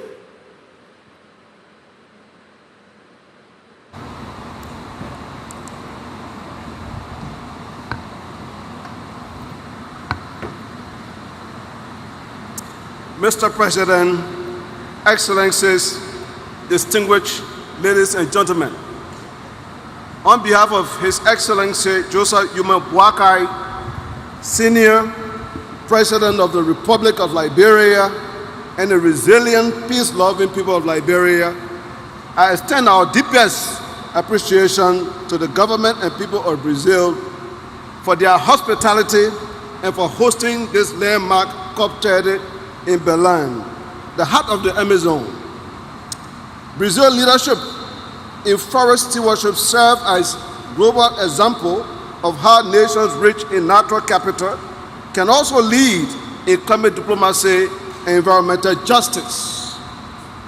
The setting of Belém, where the Amazon breathes the planet, is a fitting reminder that tropical forests everywhere must be preserved if humanity is to sustain its future. Liberia, for its part, holds over 40% of the remaining forests in West Africa, one of the most critical biodiversity hotspots on Earth. The forests are not merely national treasures, they are global lungs, capturing carbon, regulating rainfall, and supporting food and water security across the sub-region. Within their canopy lies a network of life that binds rural communities, sustain endangered species, and provide ecological services vital to regional and global stability. The protection of these forests is therefore not merely the Liberian responsibility, it is a global imperative. Liberia has demonstrated strong national leadership through the implementation of the nationally determined contribution, which commit to cutting greenhouse gas emissions by 64% by 2035. Yet, the path to this target requires more than ambition, it demands investment. The gap between our vision and available climate finance remains wide, threatening progress we have made towards adaptation, renewable energy, and sustainable livelihood. That is why we strongly support innovative financing mechanisms such as the Tropical Forest Forever Facility. The TFFF provides a sustainable performance-based mechanism to reward countries that conserve and sustainably manage their forests. For Liberia, this initiative represents hope that our commitment to conservation will be met with predictable financial support, enabling us to invest in green jobs, community development, and resilient landscapes. Through our support for the TFFF, Liberia stands ready to demonstrate that protecting nature and pursuing development can advance hand in hand when the right financial framework exists. Our national development framework, the arrest agenda for inclusive development, encompassing agriculture, rule of law, education, sanitation, and tourism, ensure that climate action contributes directly to people's lives. This is climate justice in practice. Liberian national carbon market policy follows guarantee that benefits from carbon trade are shared equitably with indigenous people and local communities, ensuring fairness, transparency, and sustainability at the heart of our climate governance. Excellencies, as we gather here in Berlin, let us not forget why we are here. The world forests, from the Amazon to the Congo to the Upper Guinean forests, are not merely landscape, they are lifelines. We must move beyond pledges and act with urgency and solidarity. The Paris Agreement must now be fully implemented, not in speeches, but in financing, technology, and capacity support to empower countries like Liberia to meet their commitment. Let Cop30 be the turning point, where promises become progress, where nations act together to ensure a climate safe for the future and for all. Liberia stands ready to lead with integrity, to protect our forests, to partner with the world in building a more just and resilient and sustainable future. Ladies and gentlemen, thank you.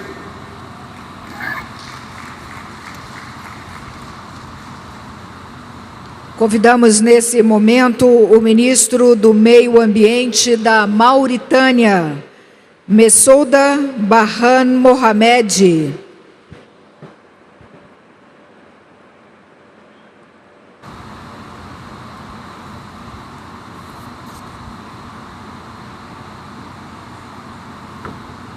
بسم الله والصلاة والسلام على رسول الله.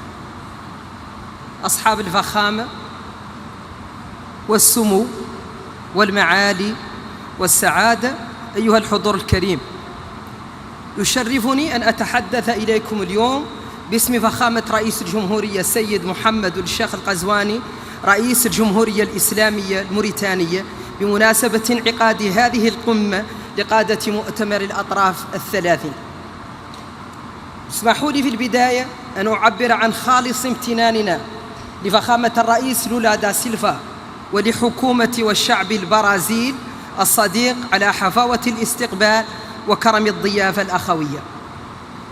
وأغتنم هذه الفرصة لأبلغ باسم فخامة رئيس الجمهورية السيد محمد الشيخ القزواني تحياته الودية والأخوية إلى نظيره الرئيس لولا، متمنيا له وللشعب البرازيلي دوام التقدم والنجاح لأعمال هذا المؤتمر التاريخي والتوفيق الكامل.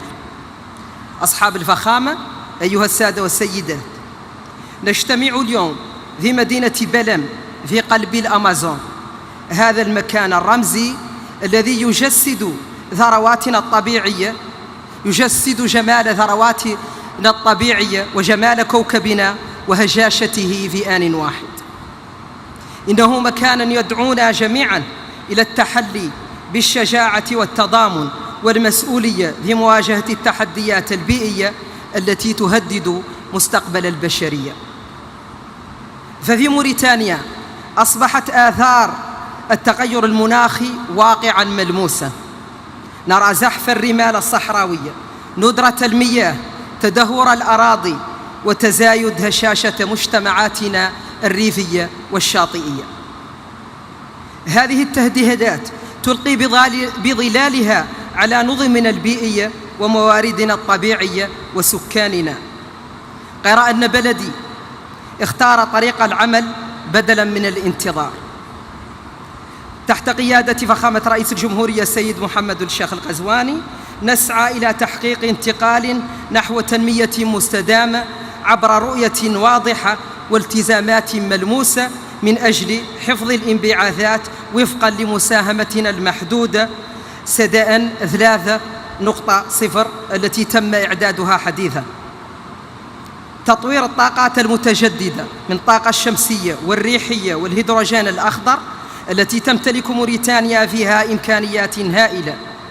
كذلك حماية الأنظمة البيئية الطبيعية واستعادة المناطق الرطبة والساحلية، وتعزيز صمود المجتمعات الأكثر هشاشة في وجه التغيرات المناخية. إن هذه الجهود تنبع من رؤية أوسع قوامها بناء اقتصاد أخضر وشامل يشارك فيه كل مواطن موريتاني في حماية بيئتنا المشتركة وصون مستقبل أجيالنا. أصحاب الفخامة، أيها السادة والسيدات، لا يمكن لأي دولة أن تواجه أزمة المناخ بمفردها، فالدول النامية رغم مساهمتها المحدودة في الانبعاثات العالمية هي الأكثر تضرراً من آثار التغير المناخي. ومن هذا المنطلق تجدد موريتانيا دعوتها إلى تعزيز التضامن الدولي على أساس الإنصاف والعدالة، وندعو إلى تيسير الوصول العادل إلى التمويل المناخي والتنفيذ الفعال لصندوق الخسائر والأضرار ونقل التكنولوجيا الخضراء وتعزيز القدرات الوطنية في مجال التكيف والمواجهة. أصحاب الفخامة، أيها السادة والسيدات، لم يعد أمام العلم ترف للانتظار، فالعمل المناخي لم يعد خياراً، بل هو واجب أخلاقي ومسؤولية جماعية. وباسم فخامة الرئيس محمد الشيخ القزواني أؤكد التزام موريتانيا الراسخ بالعمل يداً في يد مع جميع الشركاء لبناء مستقبل مستدام مرن وعادل لكوكبنا. فلنجعل من هذه القمة COP30 نقطة تحول نحو الأمل والعدالة والمسؤولية المشتركة، وأشكركم لحسن إصغائكم والسلام عليكم.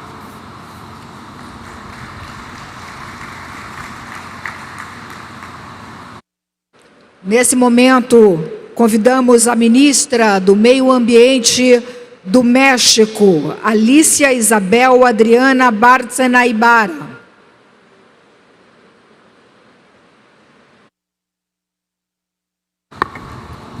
Excelencias, agradezco al Gobierno de Brasil y felicito al presidente Ignacio Lula da Silva por la organización de este evento.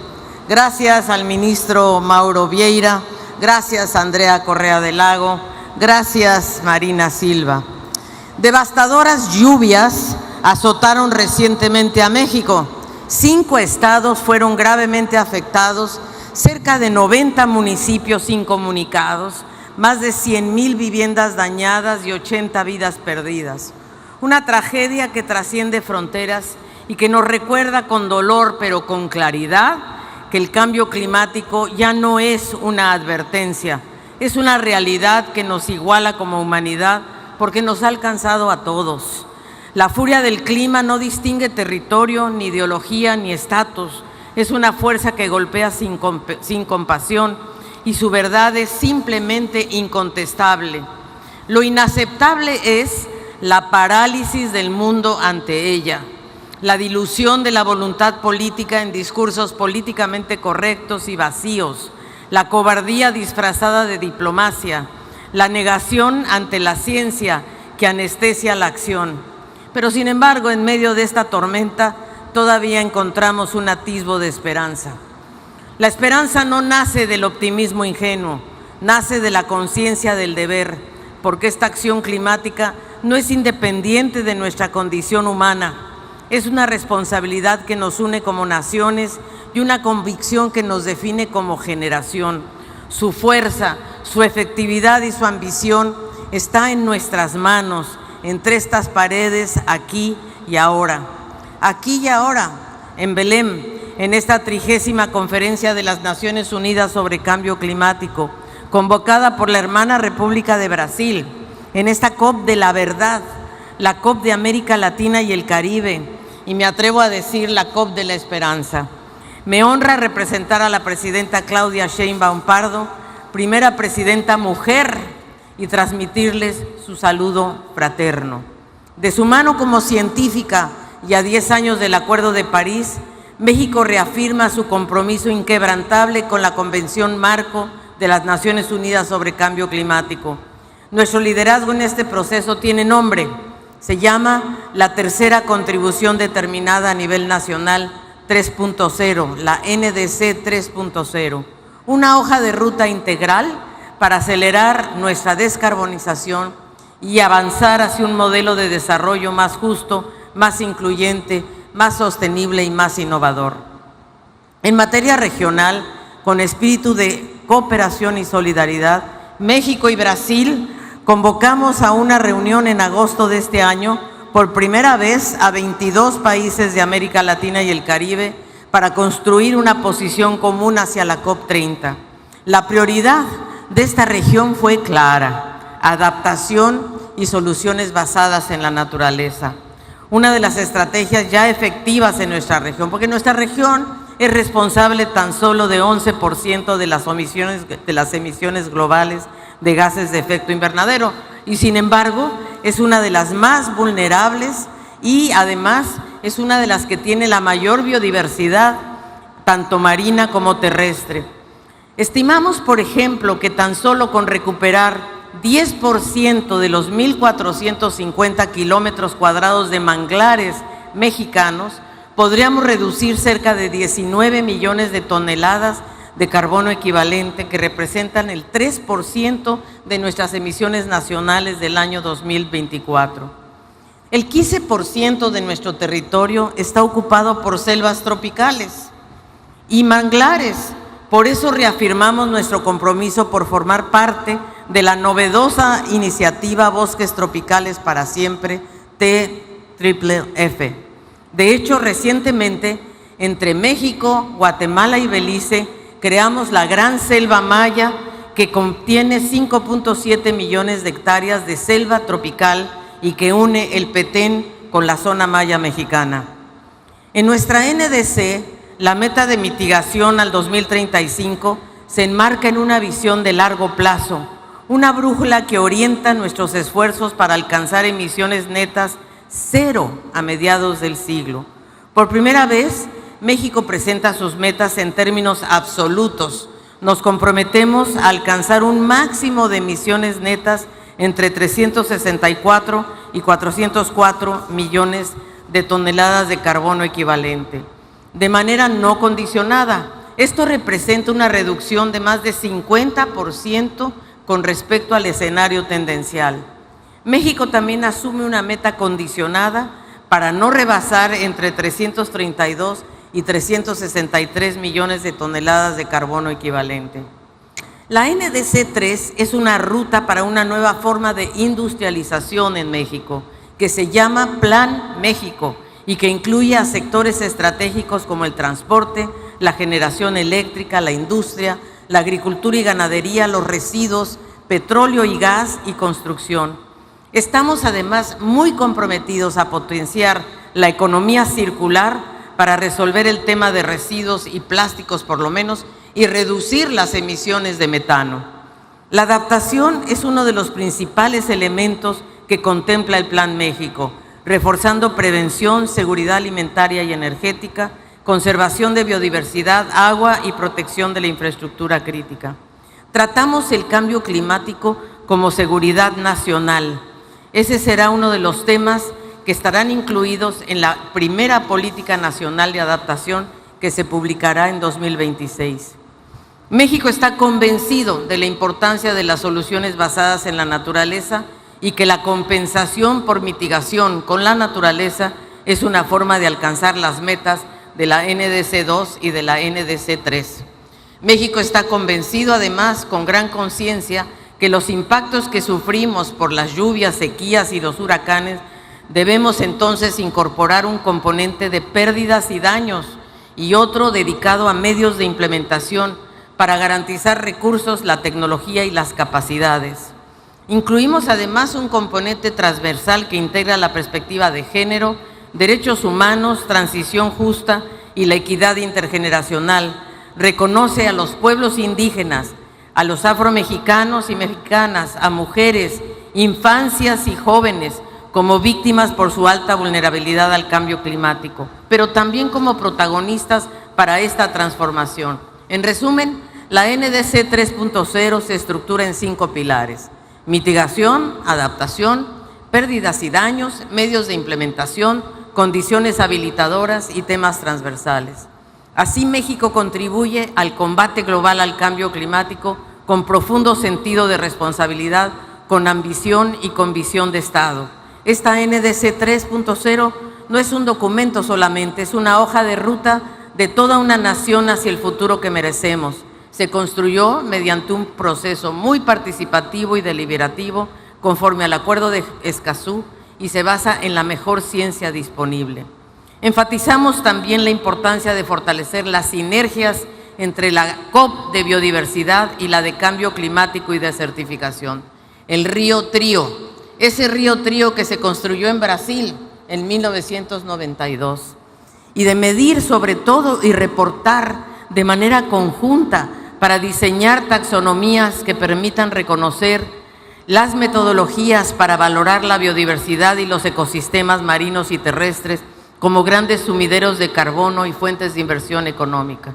Pero no medir por separado en cada convención o en cada tratado. Se trata de medir juntos y tener metodologías compatibles.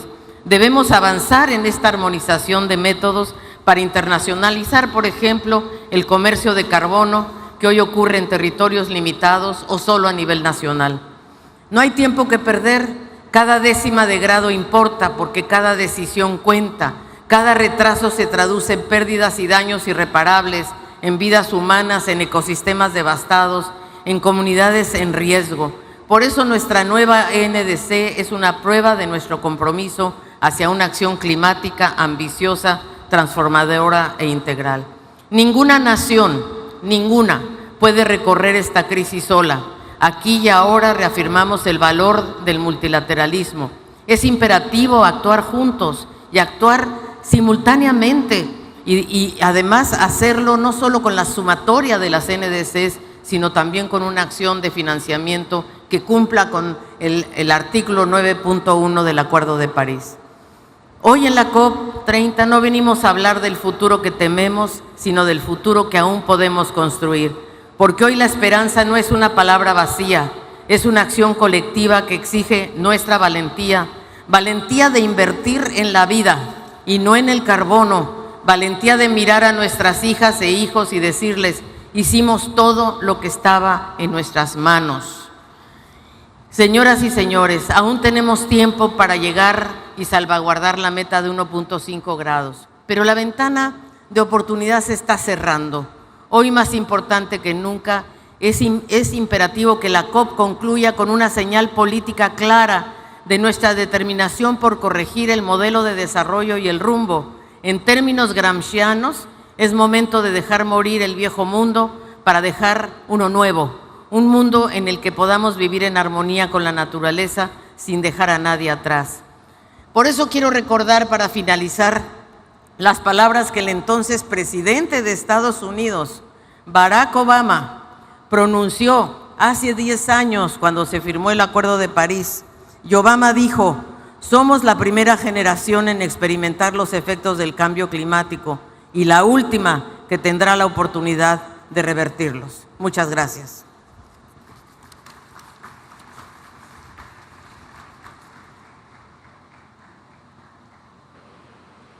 Neste momento, convidamos para a manifestação o representante de Myanmar, ministro dos Recursos Naturais e Conservação Ambiental, Kim Maung-hee.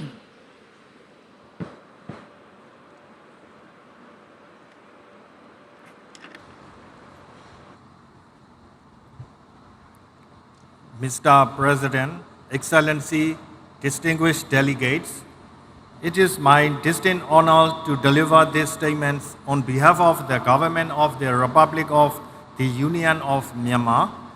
We begin by expressing our sincere appreciation to the government of Brazil for its leadership in convening this pivotal summit and for the excellent arrangements.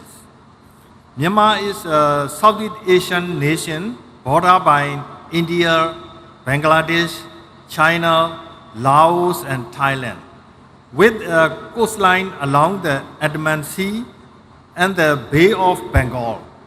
Our country is a globally recognized biodiversity hotspot, endowed with a rich variety of forest ecosystems, from tropical rainforests and mangrove to high-altitude alpine forests. These invaluable natural resources are national priorities, with forests covering approximately 42.19% of our land area. Excellency, ladies and gentlemen, the gravity of the climate crisis is felt acutely in Myanmar. As a nation endowed with significant forest cover and biodiversity, yet ranked among the most vulnerable to climate impacts, we recognize this summit not merely as a meeting, but as an indispensable forum for dialogue, partnership, and collective ambition. Guided by our Myanmar climate change strategy and our NDCs, we've placed the forestry sector at the core of our climate action. We are actively implementing measures to promote renewable energy, enhance energy efficiency, and advance climate-smart agriculture.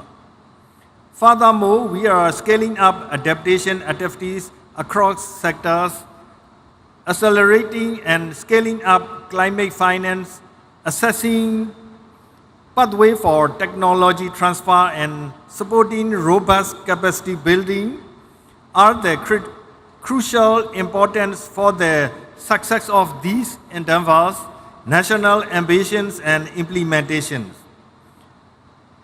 It is this context of shared responsibility and opportunity that we warmly commend the President and government of Brazil for the visionary initiative launched at this summit.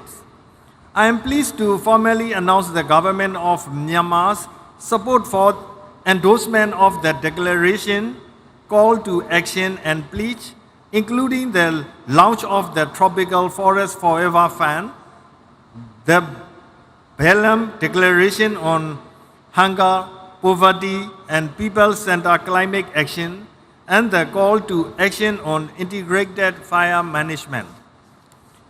To conclude, climate change mitigation is a global issue that concerns all people on Earth, and it requires everyone to be involved, leaving no one behind. All human beings are on Earth must participate in the efforts. We once again extend our heartfelt thanks to the government of Brazil for its invitation to join these meaningful efforts, and Myanmar reaffirms its unwavering commitment to strengthening national, subnational, and local coordination. We will continue to work in closely partnership with the international community to realize our vision of a sustainable, inclusive, and climate resilient future for generations to come. Thank you, Mr. President.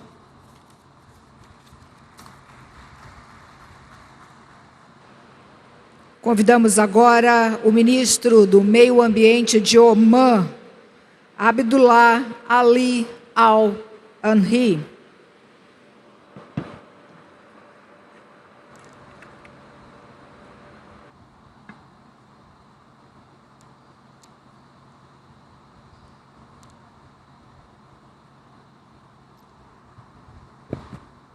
بسم الله الرحمن الرحيم. فخامة الرئيس لويس إناسيو لولا رئيس الجمهورية البرازيلية الاتحادية الصديقة، أصحاب الفخامة والسمو والمعالي الحضور الكريم، السلام عليكم ورحمة الله وبركاته. يشرفني بداية أن أنقل لكم تحايا جلالة السلطان هيثم بن طارق المعظم سلطان عمان حفظه الله ورعاه، وخالص تمنياته لأعمال هذه القمة بالتوفيق والنجاح. كما يطيب لي أن أتوجه بخالص الشكر والامتنان لجمهورية البرازيل الاتحادية الصديقة حكومة وشعبا على حسن الاستقبال ورقي التنظيم لمؤتمر الأطراف الثلاثين. كما أود التعبير عن بالغ التقدير للأمانة التنفيذية للأمم المتحدة بشأن تغير المناخ على جهودها الكبيرة في توجيه العمل المناخي العالمي نحو التنفيذ. أيها الحضور الكريم، نجتمع اليوم على ضفاف الأمازون، رئة الكوكب وشريانه. يحيطنا قلق كبير من تأثير التغير المناخي على النظام البيئي برمته، وبالنتيجة على الحضارة البشرية. وإن ما يشهده الكوكب من ظواهر ارتفاع درجات الحرارة وذوبان الجليد وفقدان التنوع الحيوي وحرائق الغابات لم تترك مجالا للشك من أن التغير المناخي حقيقة لا يمكن تجاهلها. الأمر الذي يضعنا جميعا أمام مسؤوليات وطنية وعالمية لتسريع وتيرة العمل المناخي وتضافر الجهود، خاصة بعد مخرجات التقرير التجميعي للمساهمات المحددة وطنيا الصادر بنهاية أكتوبر الماضي، والذي أظهرت نتائجه بأن العمل المناخي لا يزال دون طموح.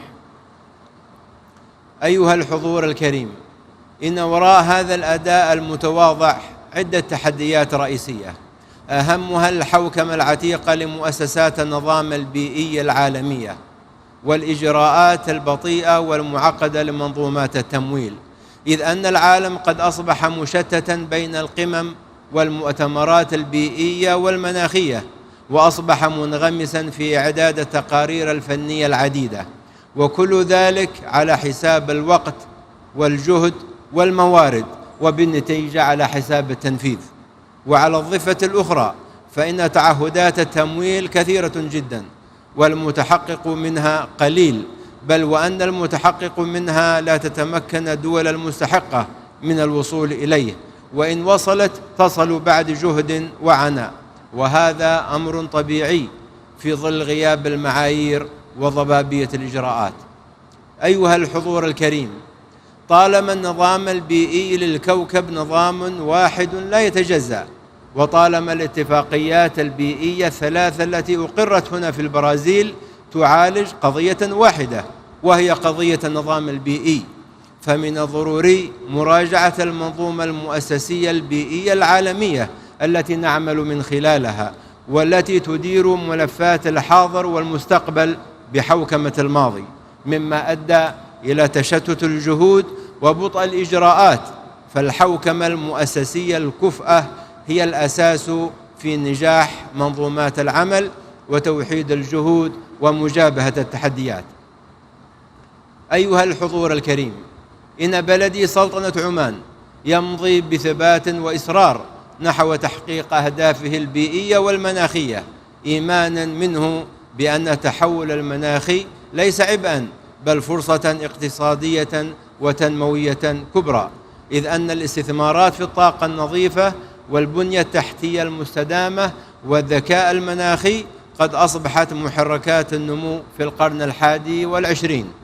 ولذا فقد وضعت رؤيتنا الوطنية عمان 2040 متطلبات الاتفاقيات البيئية الثلاثة كأجندة وطنية رئيسية، ومضت قدما في تطبيق الاستراتيجية الوطنية للحياد الصفري وتفعيل السجل الوطني للكربون وتطوير سياسات المادة 6 من اتفاق باريس.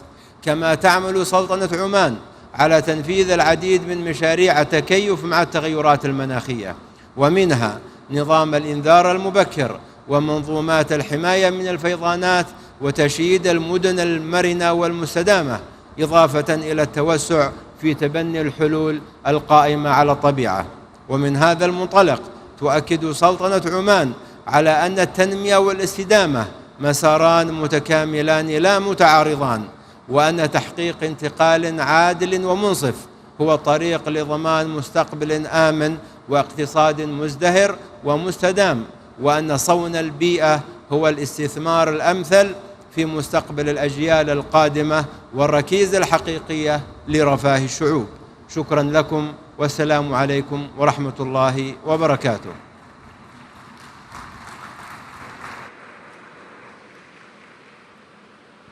Convidamos nesse momento o ministro do Meio Ambiente do Peru, Miguel Ángel Espichan Marinas.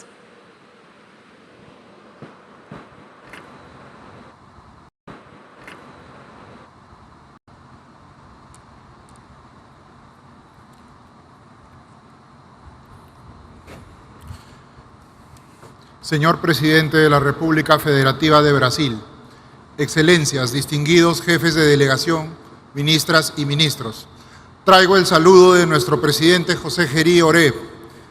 Somos el cuarto país con mayor superficie de bosques tropicales del mundo, con más de 68 millones de hectáreas de bosque amazónico, que cubre casi el 60% del territorio nacional.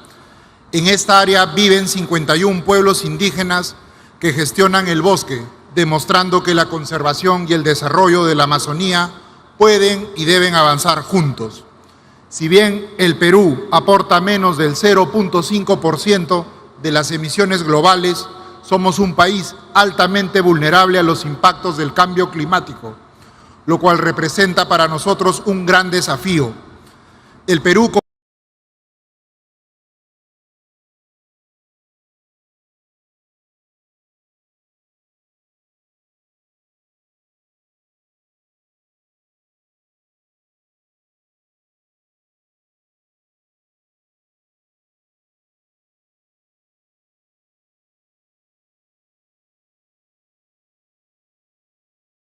un monto total de más de 30 millones de dólares.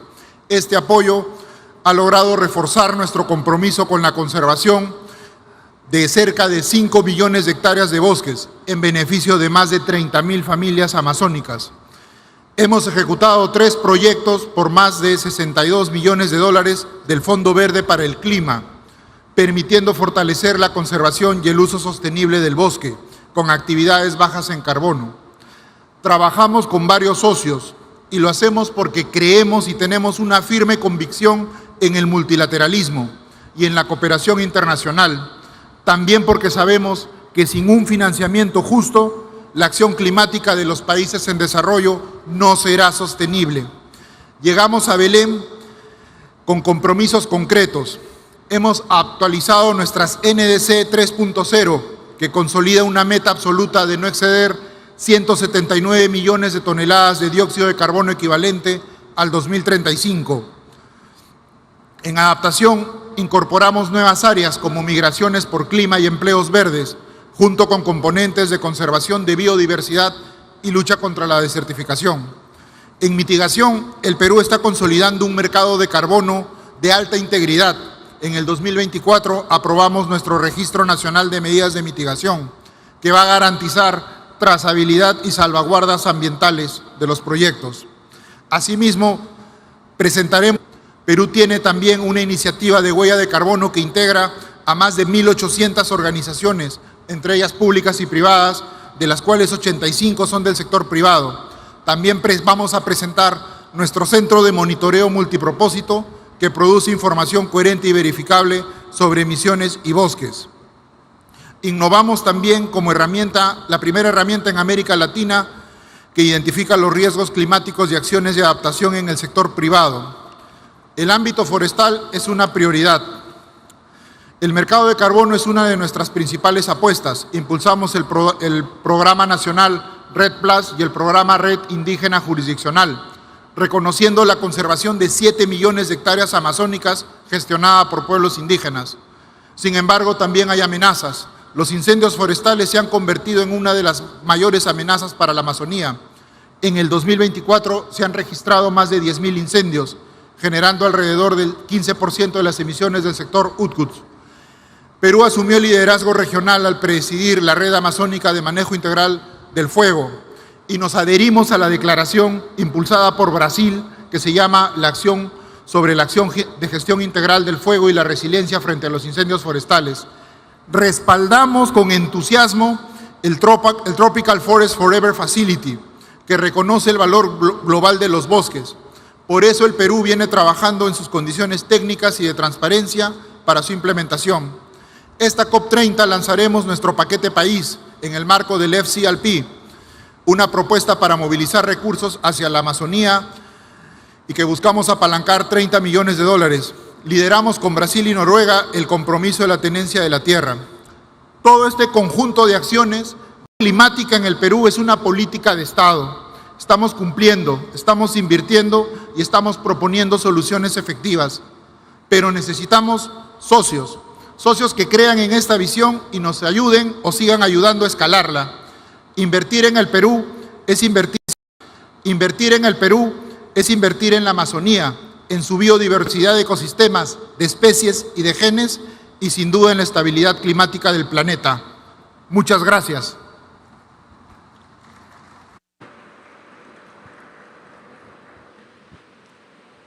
Convidamos agora a ministra do Meio Ambiente de Ruanda, Bernadette Arakiwi.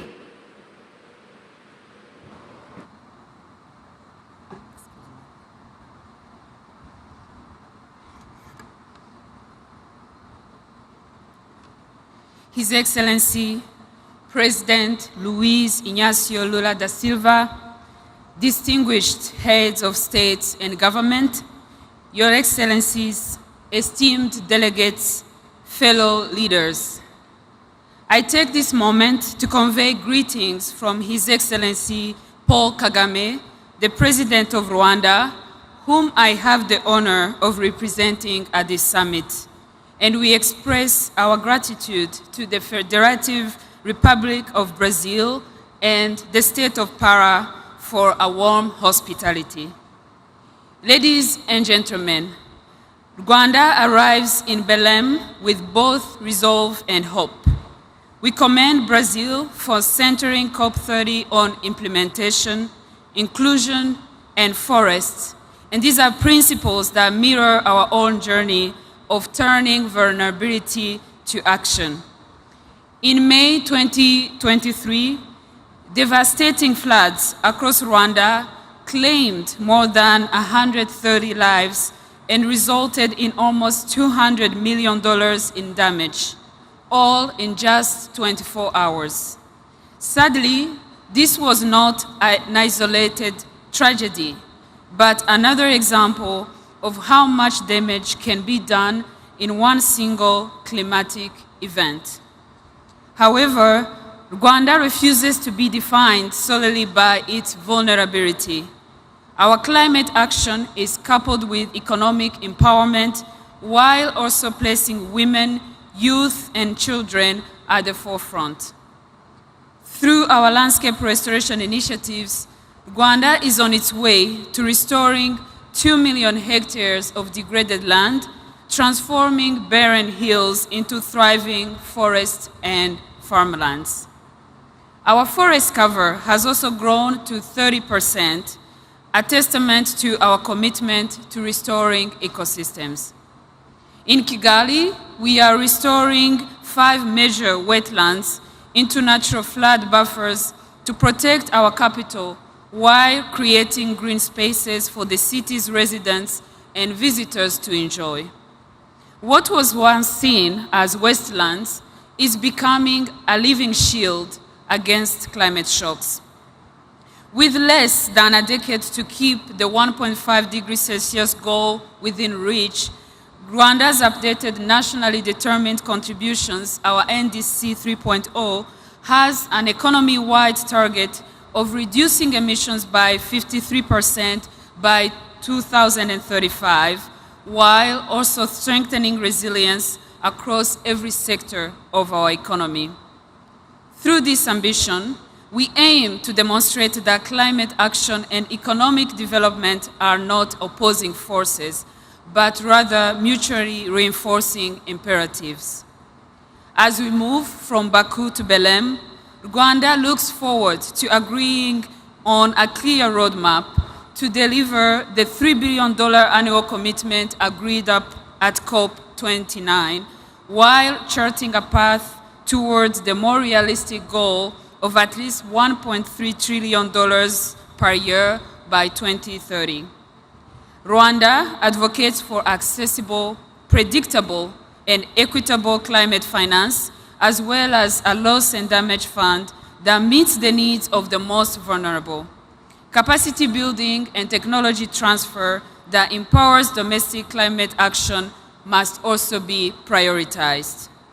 Rwanda will continue to work with partners to ensure the global goal on adaptation achieves its potential through indicators that measure both adaptation progress and the adequacy of adaptation finance.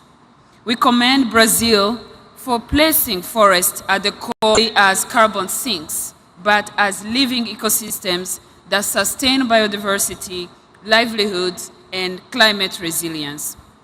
And yesterday's launch of the Tropical Forest Forever facility offers a transformative model for rewarding conservation at scale. Rwanda also supports Brazil's call for COP30 to be a moment to deliver real action and for all parties to submit enhanced NDCs that are aligned with the 1.5 degrees Celsius target. Your Excellencies, the choice before us is clear. We can continue with incremental progress while the planet burns, or we can rise to meet the scale of this crisis. The fossil fuel era is drawing to a close. We must now ensure the transition is just, inclusive, and equitable. Rwanda's message is clear. Climate vulnerability must not dictate our future. Ambitious climate actions grounded in restoration, inclusion, and green growth is not only possible, but essential for all nations. And the world must match such ambition with finance that is accessible, predictable, and just. Let Belém mark the moment when every nation, regardless of size or emissions, has the tools to thrive in a safe, equitable, and resilient world. I thank you.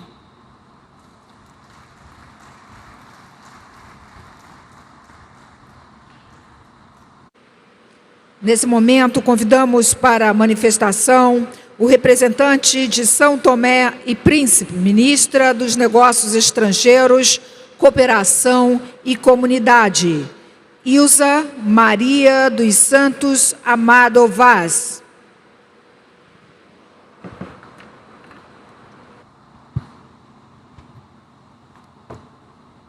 Sua Excelência, Senhor Presidente da República Federativa do Brasil, Lula da Silva, Suas Excelências, Senhores Presidentes, chefes dos governos e os representantes dos Estados-membros, Sua Excelência, Senhor Presidente da Cop30, representantes das organizações internacionais, senhoras e senhores, é com profunda honra e elevado sentimento de responsabilidade que tomo palavra em nome da Sua Excelência, o Presidente da República Democrática de São Tomé e Príncipe, nesta Cimeira do Clima que nos reúne em Belém, cidade de encontros, de partidas e de esperança.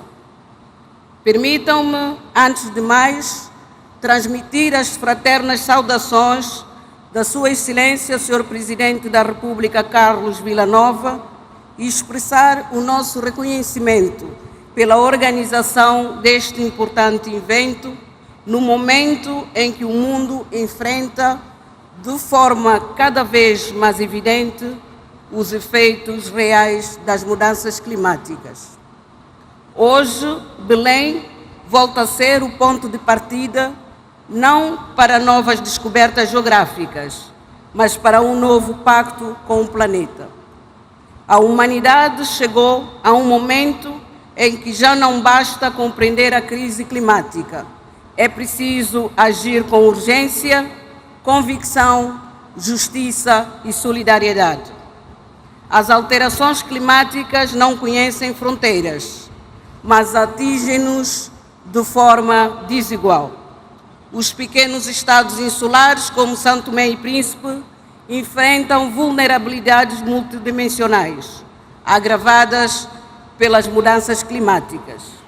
A subida do nível do mar, a erosão costeira, os fenômenos meteorológicos extremos, as inundações, a destruição de infraestruturas básicas e a insegurança alimentar são realidades que afetam gravemente as nossas populações, comprometendo o desenvolvimento sustentável e o futuro das próximas gerações. O que para alguns é projeção científica, para nós é vida cotidiana. Mas São Tomé e Príncipe recusa o papel de vítima. Somos uma nação resiliente que acredita que a vulnerabilidade pode transformar-se em força, com cooperação, parcerias, inovação, vontade política global e investimentos. Excelências, perante os desafios, São Tomé e Príncipe assumiu, desde 2015, um compromisso firme no quadro do Acordo de Paris e, em 2021, reforçou as suas ambições com a submissão da NDC 2. Tornamo-nos o primeiro país do mundo reconhecido integralmente pela Unesco como Reserva Mundial da Biosfera. Um marco que honra o nosso patrimônio natural e reforça a nossa responsabilidade de proteger o equilíbrio entre o ser humano e a natureza. Estamos a implementar o Plano Nacional de Adaptação às Alterações Climáticas, centrado na gestão sustentável das zonas costeiras, nas energias renováveis, na proteção das florestas e na educação ambiental. A nossa visão é clara: crescer sem destruir e prosperar sem comprometer o futuro. Excelências, nenhum país pode enfrentar sozinho uma crise global. A justiça climática exige reconhecer que quem menos contribui é quem mais sofre.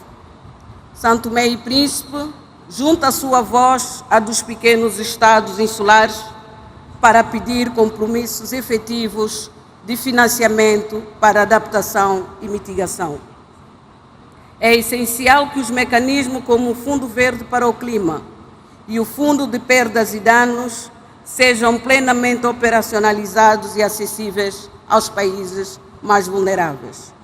Não pedimos caridade, pedimos parceria justa e solidária.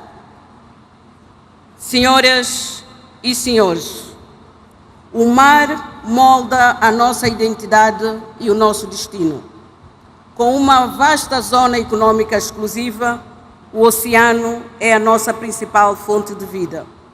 Defendemos uma governação sustentável dos mares, baseada na ciência, conservação e uso racional dos recursos.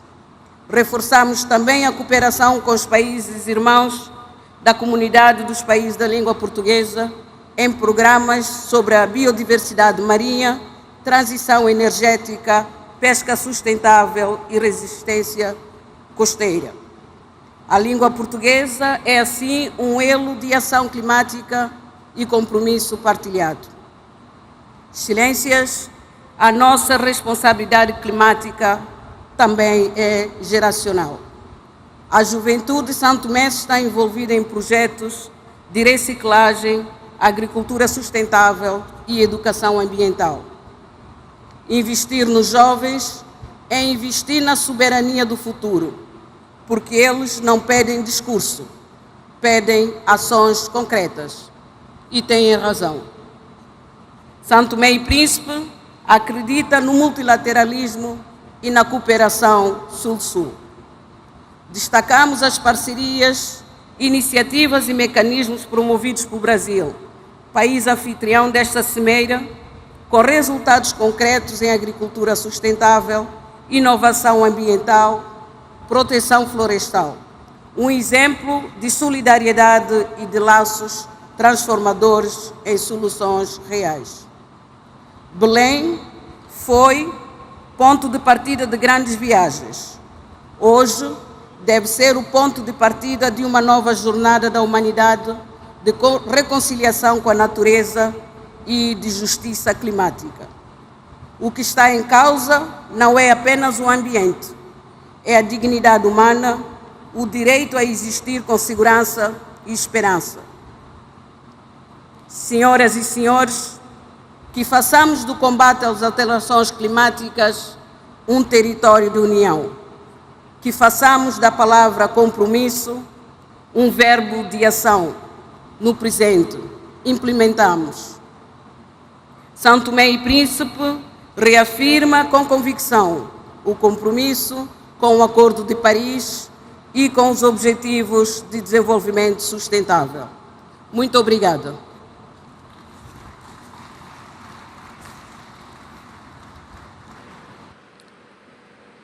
Convido nesse momento para a manifestação o ministro do Meio Ambiente e da Transição Ecológica do Senegal, El Hadj Adjidouramane Diouf.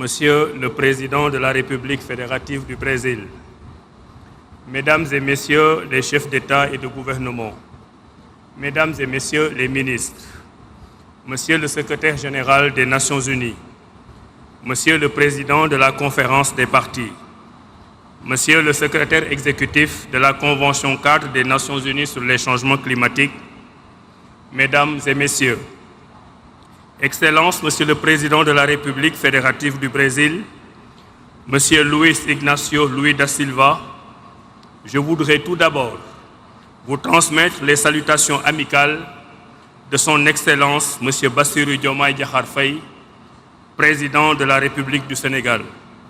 Le Président Diomaye Faye vous adresse ses vives félicitations pour la tenue de ce sommet des leaders en prélude à la 3e conférence des partis à la Convention cadre des Nations Unies sur les changements climatiques. Cette rencontre démontre, une fois de plus, l'urgence d'une action collective face à la crise écologique. Dépassant légèrement l'année précédente, cette année 2025 est la plus chaude avec ces désastres climatiques de par le monde et dont la plus récente est l'ouragan Melissa dans les Caraïbes avec son lot de destruction. Mesdames et messieurs, l'urgence climatique met en péril non seulement la vie humaine, mais elle impacte aussi négativement les infrastructures et les biens de survie. Aucun continent n'est épargné. Les pays les plus vulnérables, nos pays, sont en souffrance croissante. Notre responsabilité à tous est donc fortement engagée et la COP30 doit être l'occasion d'inverser la tendance et de renforcer les efforts mondiaux de réduction significative d'émissions de gaz à effet de serre. Nous devons, par notre solidarité commune, construire cette trajectoire globale de neutralité carbone d'ici 2050, car chaque dixième de degré compte afin de limiter la hausse de température à 1,5 degré Celsius. Mesdames et messieurs, à l'instar des autres pays, le Sénégal est également touché par les changements climatiques, exposant ainsi la vulnérabilité de nos populations. En plus d'être un enjeu environnemental, le changement climatique constitue également un risque économique pour nos pays. Bien souvent contraints de s'endetter pour y faire face, alors qu'ils sont très peu émetteurs de gaz à effet de serre. C'est pourquoi la question du financement de la crise climatique et d'une transition écologique juste et équitable mérite d'être au cœur des échanges ici à Belém. Le Sénégal, à l'image d'autres pays africains, entend pleinement jouer sa partition en élaborant et en mettant en œuvre sa contribution déterminée au niveau national. En effet, malgré un financement insuffisant de la CDN 2.0, le Sénégal a respecté son engagement inconditionnel de réduction de 7% de ses émissions depuis 2010. Plus de 4,5 milliards de dollars américains ont été investis dans 300 projets, à la fois d'atténuation et d'adaptation, et cela avec 40% du budget national. Par ailleurs, notre pays a entamé le développement de réseaux de transport durables et a atteint une utilisation de 30% des énergies renouvelables, car effectivement, dans le cadre de sa vision 2050, le gouvernement du Sénégal ambitionne d'atteindre d'ici 2035 plus de 40% de pénétration du renouvelable dans le réseau électrique. La transition énergétique requiert un réel accompagnement et c'est dans ce contexte que notre pays, qui a élaboré le plan d'investissement de son partenariat pour une transition énergétique juste, réitère son plaidoyer en faveur d'un financement plus soutenu et prévisible. Mesdames et messieurs, le Sénégal s'est résolument engagé dans la lutte contre la déforestation et la dégradation des terres, notamment dans le cadre du programme de la Grande Muraille Verte, sans omettre la lutte contre le trafic illicite de bois. À ce propos d'ailleurs, notre pays, le Sénégal, salue les initiatives lancées par le Brésil, pays hôte, pour lutter contre la déforestation. Je voudrais ainsi réaffirmer l'engagement du Sénégal en faveur de la Convention cadre et de l'accord de Paris. Je voudrais aussi confirmer ici l'élaboration par notre pays de la 3e génération de notre contribution déterminée au niveau national. Et je voudrais enfin réaffirmer ici l'élaboration de notre stratégie à long terme à l'horizon 2050. Mesdames et messieurs, pour terminer, je formule le vœu, au nom du président de la République, M. Bassirou Diomaye Diakhar Faye, que les résultats de cette COP30 consolident le partenariat global pour une action climatique juste, tournée vers un avenir prospère et durable, dans un esprit de solidarité pour la préservation de notre maison commune en faveur des générations futures. Je vous remercie de votre aimable attention.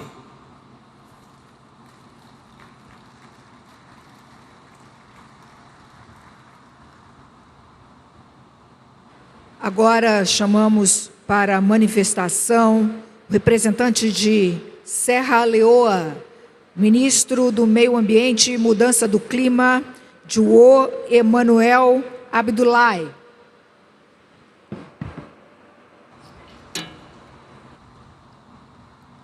Thank you very much. Excellencies, distinguished leaders and delegates, ladies and gentlemen. I bring you warm greetings from President Julius Maada Bio, the government and people of the Republic of Sierra Leone, a small but determined nation in the Upper Guinean forests of West Africa, committed to confronting the global climate crisis.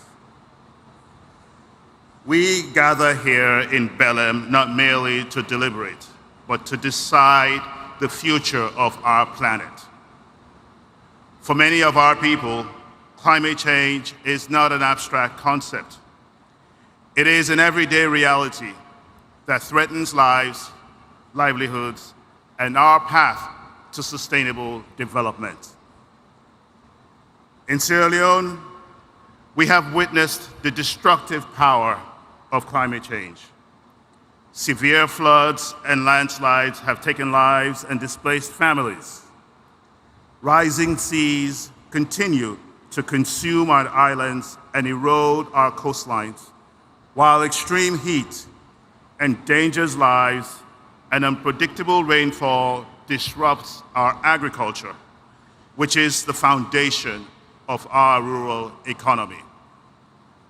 Nature reminds us that the climate crisis is not about tomorrow, but it's already here upon us. In the face of these challenges, our government has acted with urgency and resolve. We have strengthened our national disaster management systems and improved early warning capabilities.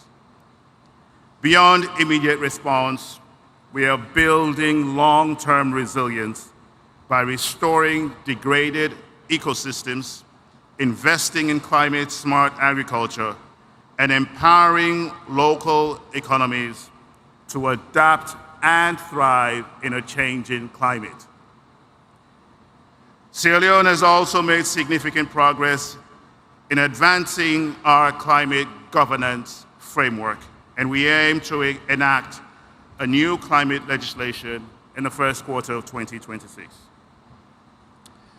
Our third generation national determined contribution articulates our ambition to reduce emissions, strengthen adaptation, and protect our people from the worst impacts of climate change.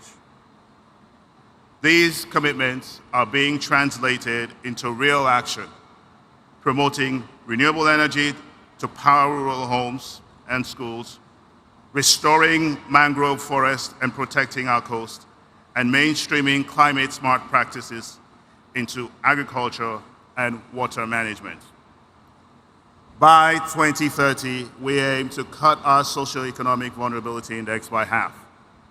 This is a measurable target, supported by actions across agriculture, water, coastal protection, health, and disaster management. We have designed this effort to be inclusive. Gender equality, youth leadership, and community participation are built into every step. We are showing that adaptation is not separate from development, but essential to it. That every farm restored, every coastline protected, and every child kept in schools strengthens our resilience and advances our shared prosperity. We recognize that climate change affects every sector of our society. That is why we have taken deliberate steps to mainstream climate action into our national planning and budgeting systems. Climate action is no longer a side issue. It is now a central pillar in Sierra Leone's national development agenda. While our efforts are strong, they are not sufficient on their own. The fight against climate change demands collective and global response. Science tells us that to keep the planet safe, we must limit global warming to 1.5 degrees Celsius. Achieving this goal requires decisive action, not only by countries like Sierra Leone, who suffer the most, but also by those who emit the most. At this critical juncture, we must also reflect on the urgent need for adequate and predictable financing for adaptation. We therefore urge developer countries to honor their commitments on climate finance, technology transfer, and capacity support. The current allocation of global climate finance remains heavily skewed towards mitigation, while adaptation, which is vital to the survival of millions in vulnerable nations, receives far less. We're calling for significant rebalancing, where funds for climate action must prioritize adaptation, especially for the least developed countries. Adequate and predictable financing for adaptation must be channeled to where it is needed most in order to strengthen resilience, protect livelihoods, and secure a sustainable future for vulnerable communities. Technology transfer and capacity building must be greatly enhanced for LDCs, which contribute the least to global emissions, but bear the greatest burden of its impacts. Adequate provision of adaptation finance must not only be pledged, but also tracked and verified on the ground, ensuring that resources reach the communities most affected by extreme heat, floods, droughts, and rising seas. The climate negotiations must remain guided by science, equity, and justice, giving voice to those whose lives and futures are most at risk. At this defining moment, I urge all leaders to move from promises to performance. Let Cop30 be remembered as the summit where ambition met action, where the world agreed not only to reduce emissions, but also to invest in resilience and adaptation for all. Sierra Leone stands ready to contribute, ready to partner, ready to lead by example. Together, let us secure a future of resilience, justice, and opportunity for ourselves and for generations on board. I thank you.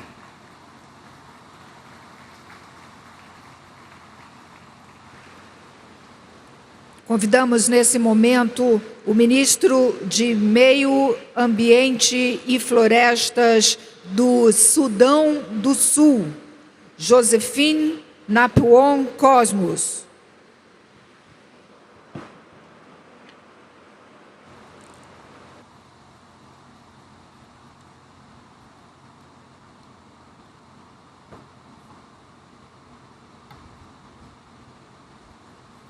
Mr. President, Excellencies, distinguished delegates, ladies and gentlemen, I bring you warm greetings and best wishes from His Excellency Salva Kiir Mayardit, the President of the Republic of South Sudan, the government and the people of South Sudan, and a message of peace, unity, development, and unwavering commitment to the global climate partnership.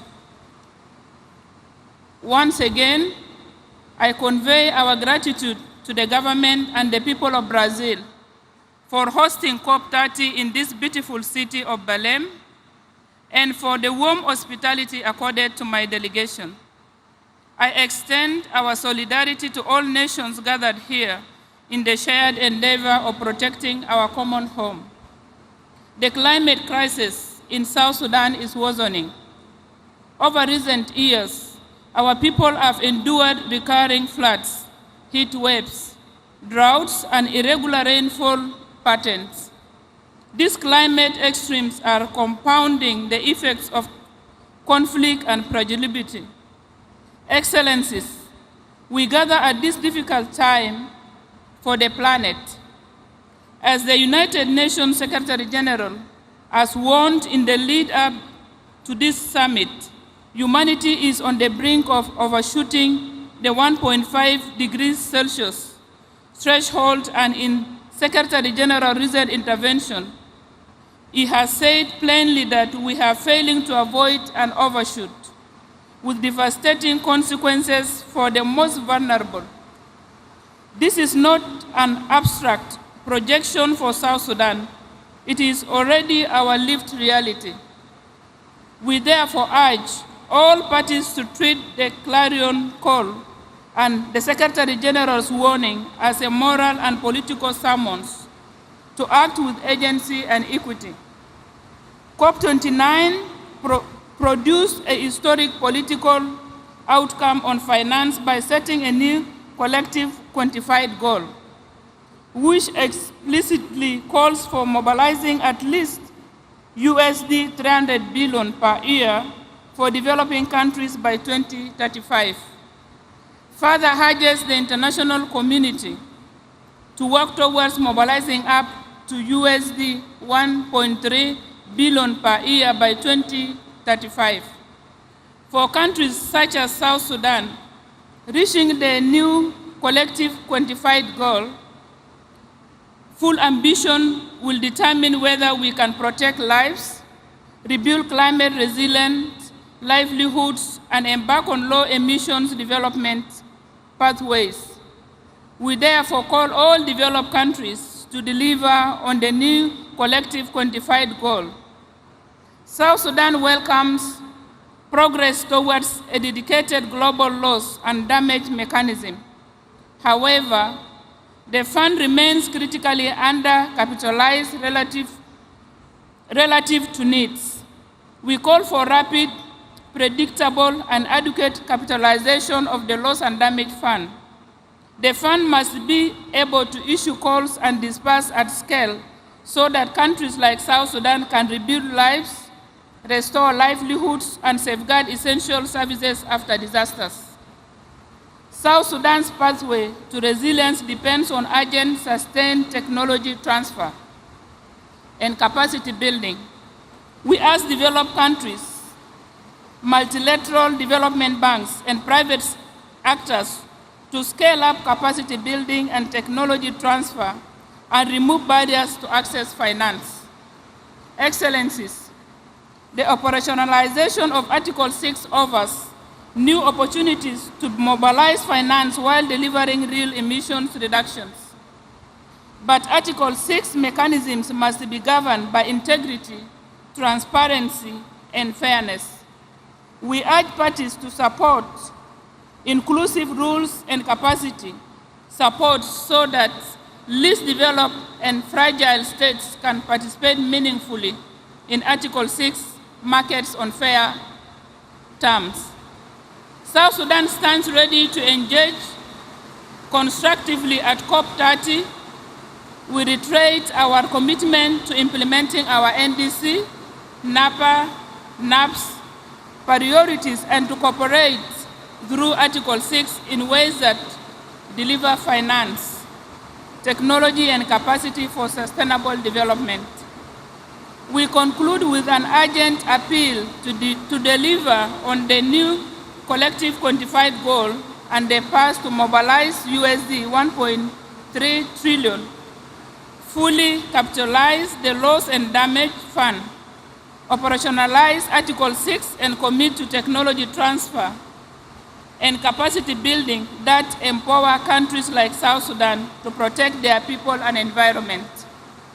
Mr. President, South Sudan thanks all partners for solidarity, and we look to COP30 to turn commitments into tangible support and shared progress.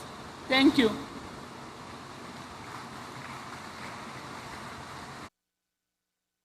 Convidamos agora representante do Tajiquistão, o senhor ministro do Meio Ambiente, Bahadur Sheralizouda.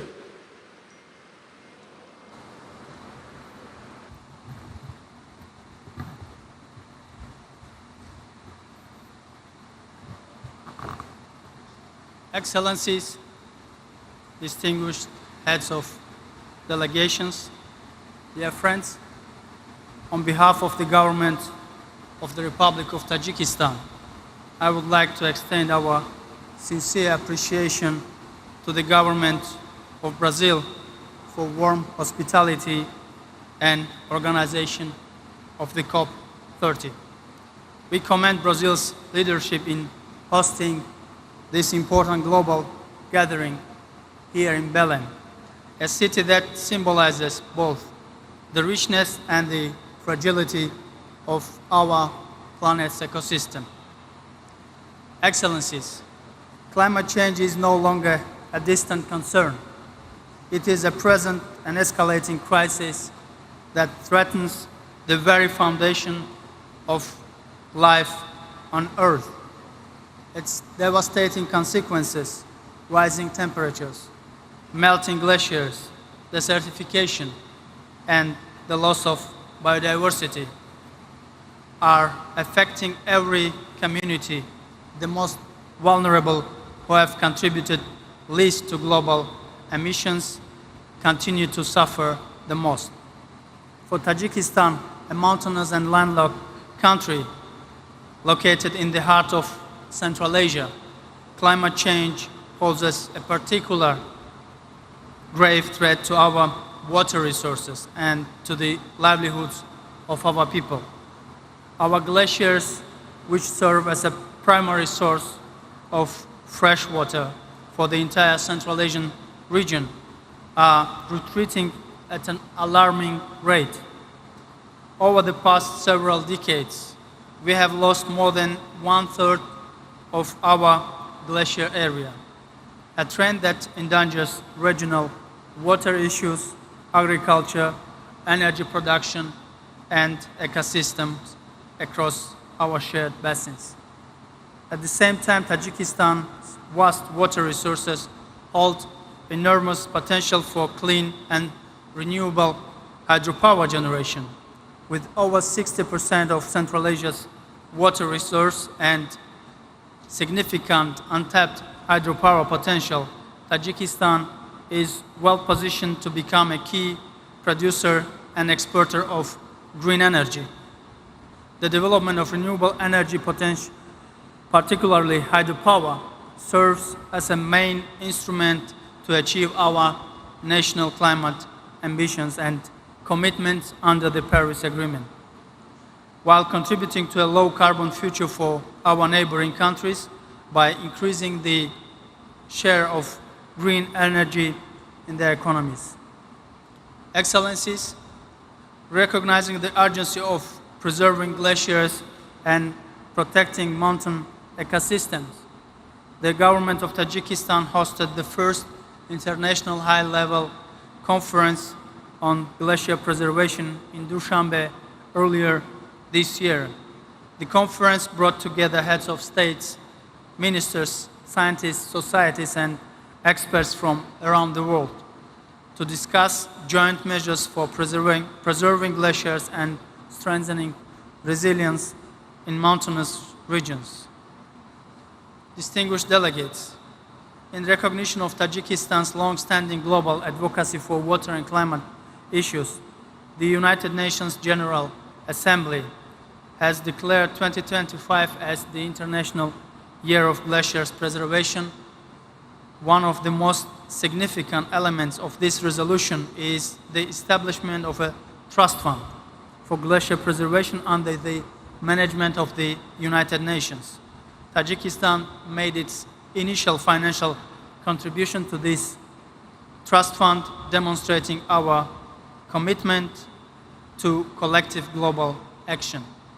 We take this opportunity to invite all UN member states, international and financial organizations, and other partners to make financial contributions to this fund and support global initiatives dedicated to glacier research, monitoring, and preservation.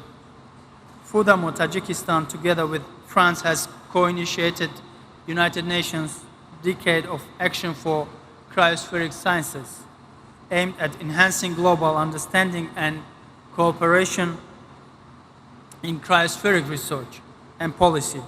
We invite all countries, research institutions, and development partners to contribute to its successful implementation. Excellencies,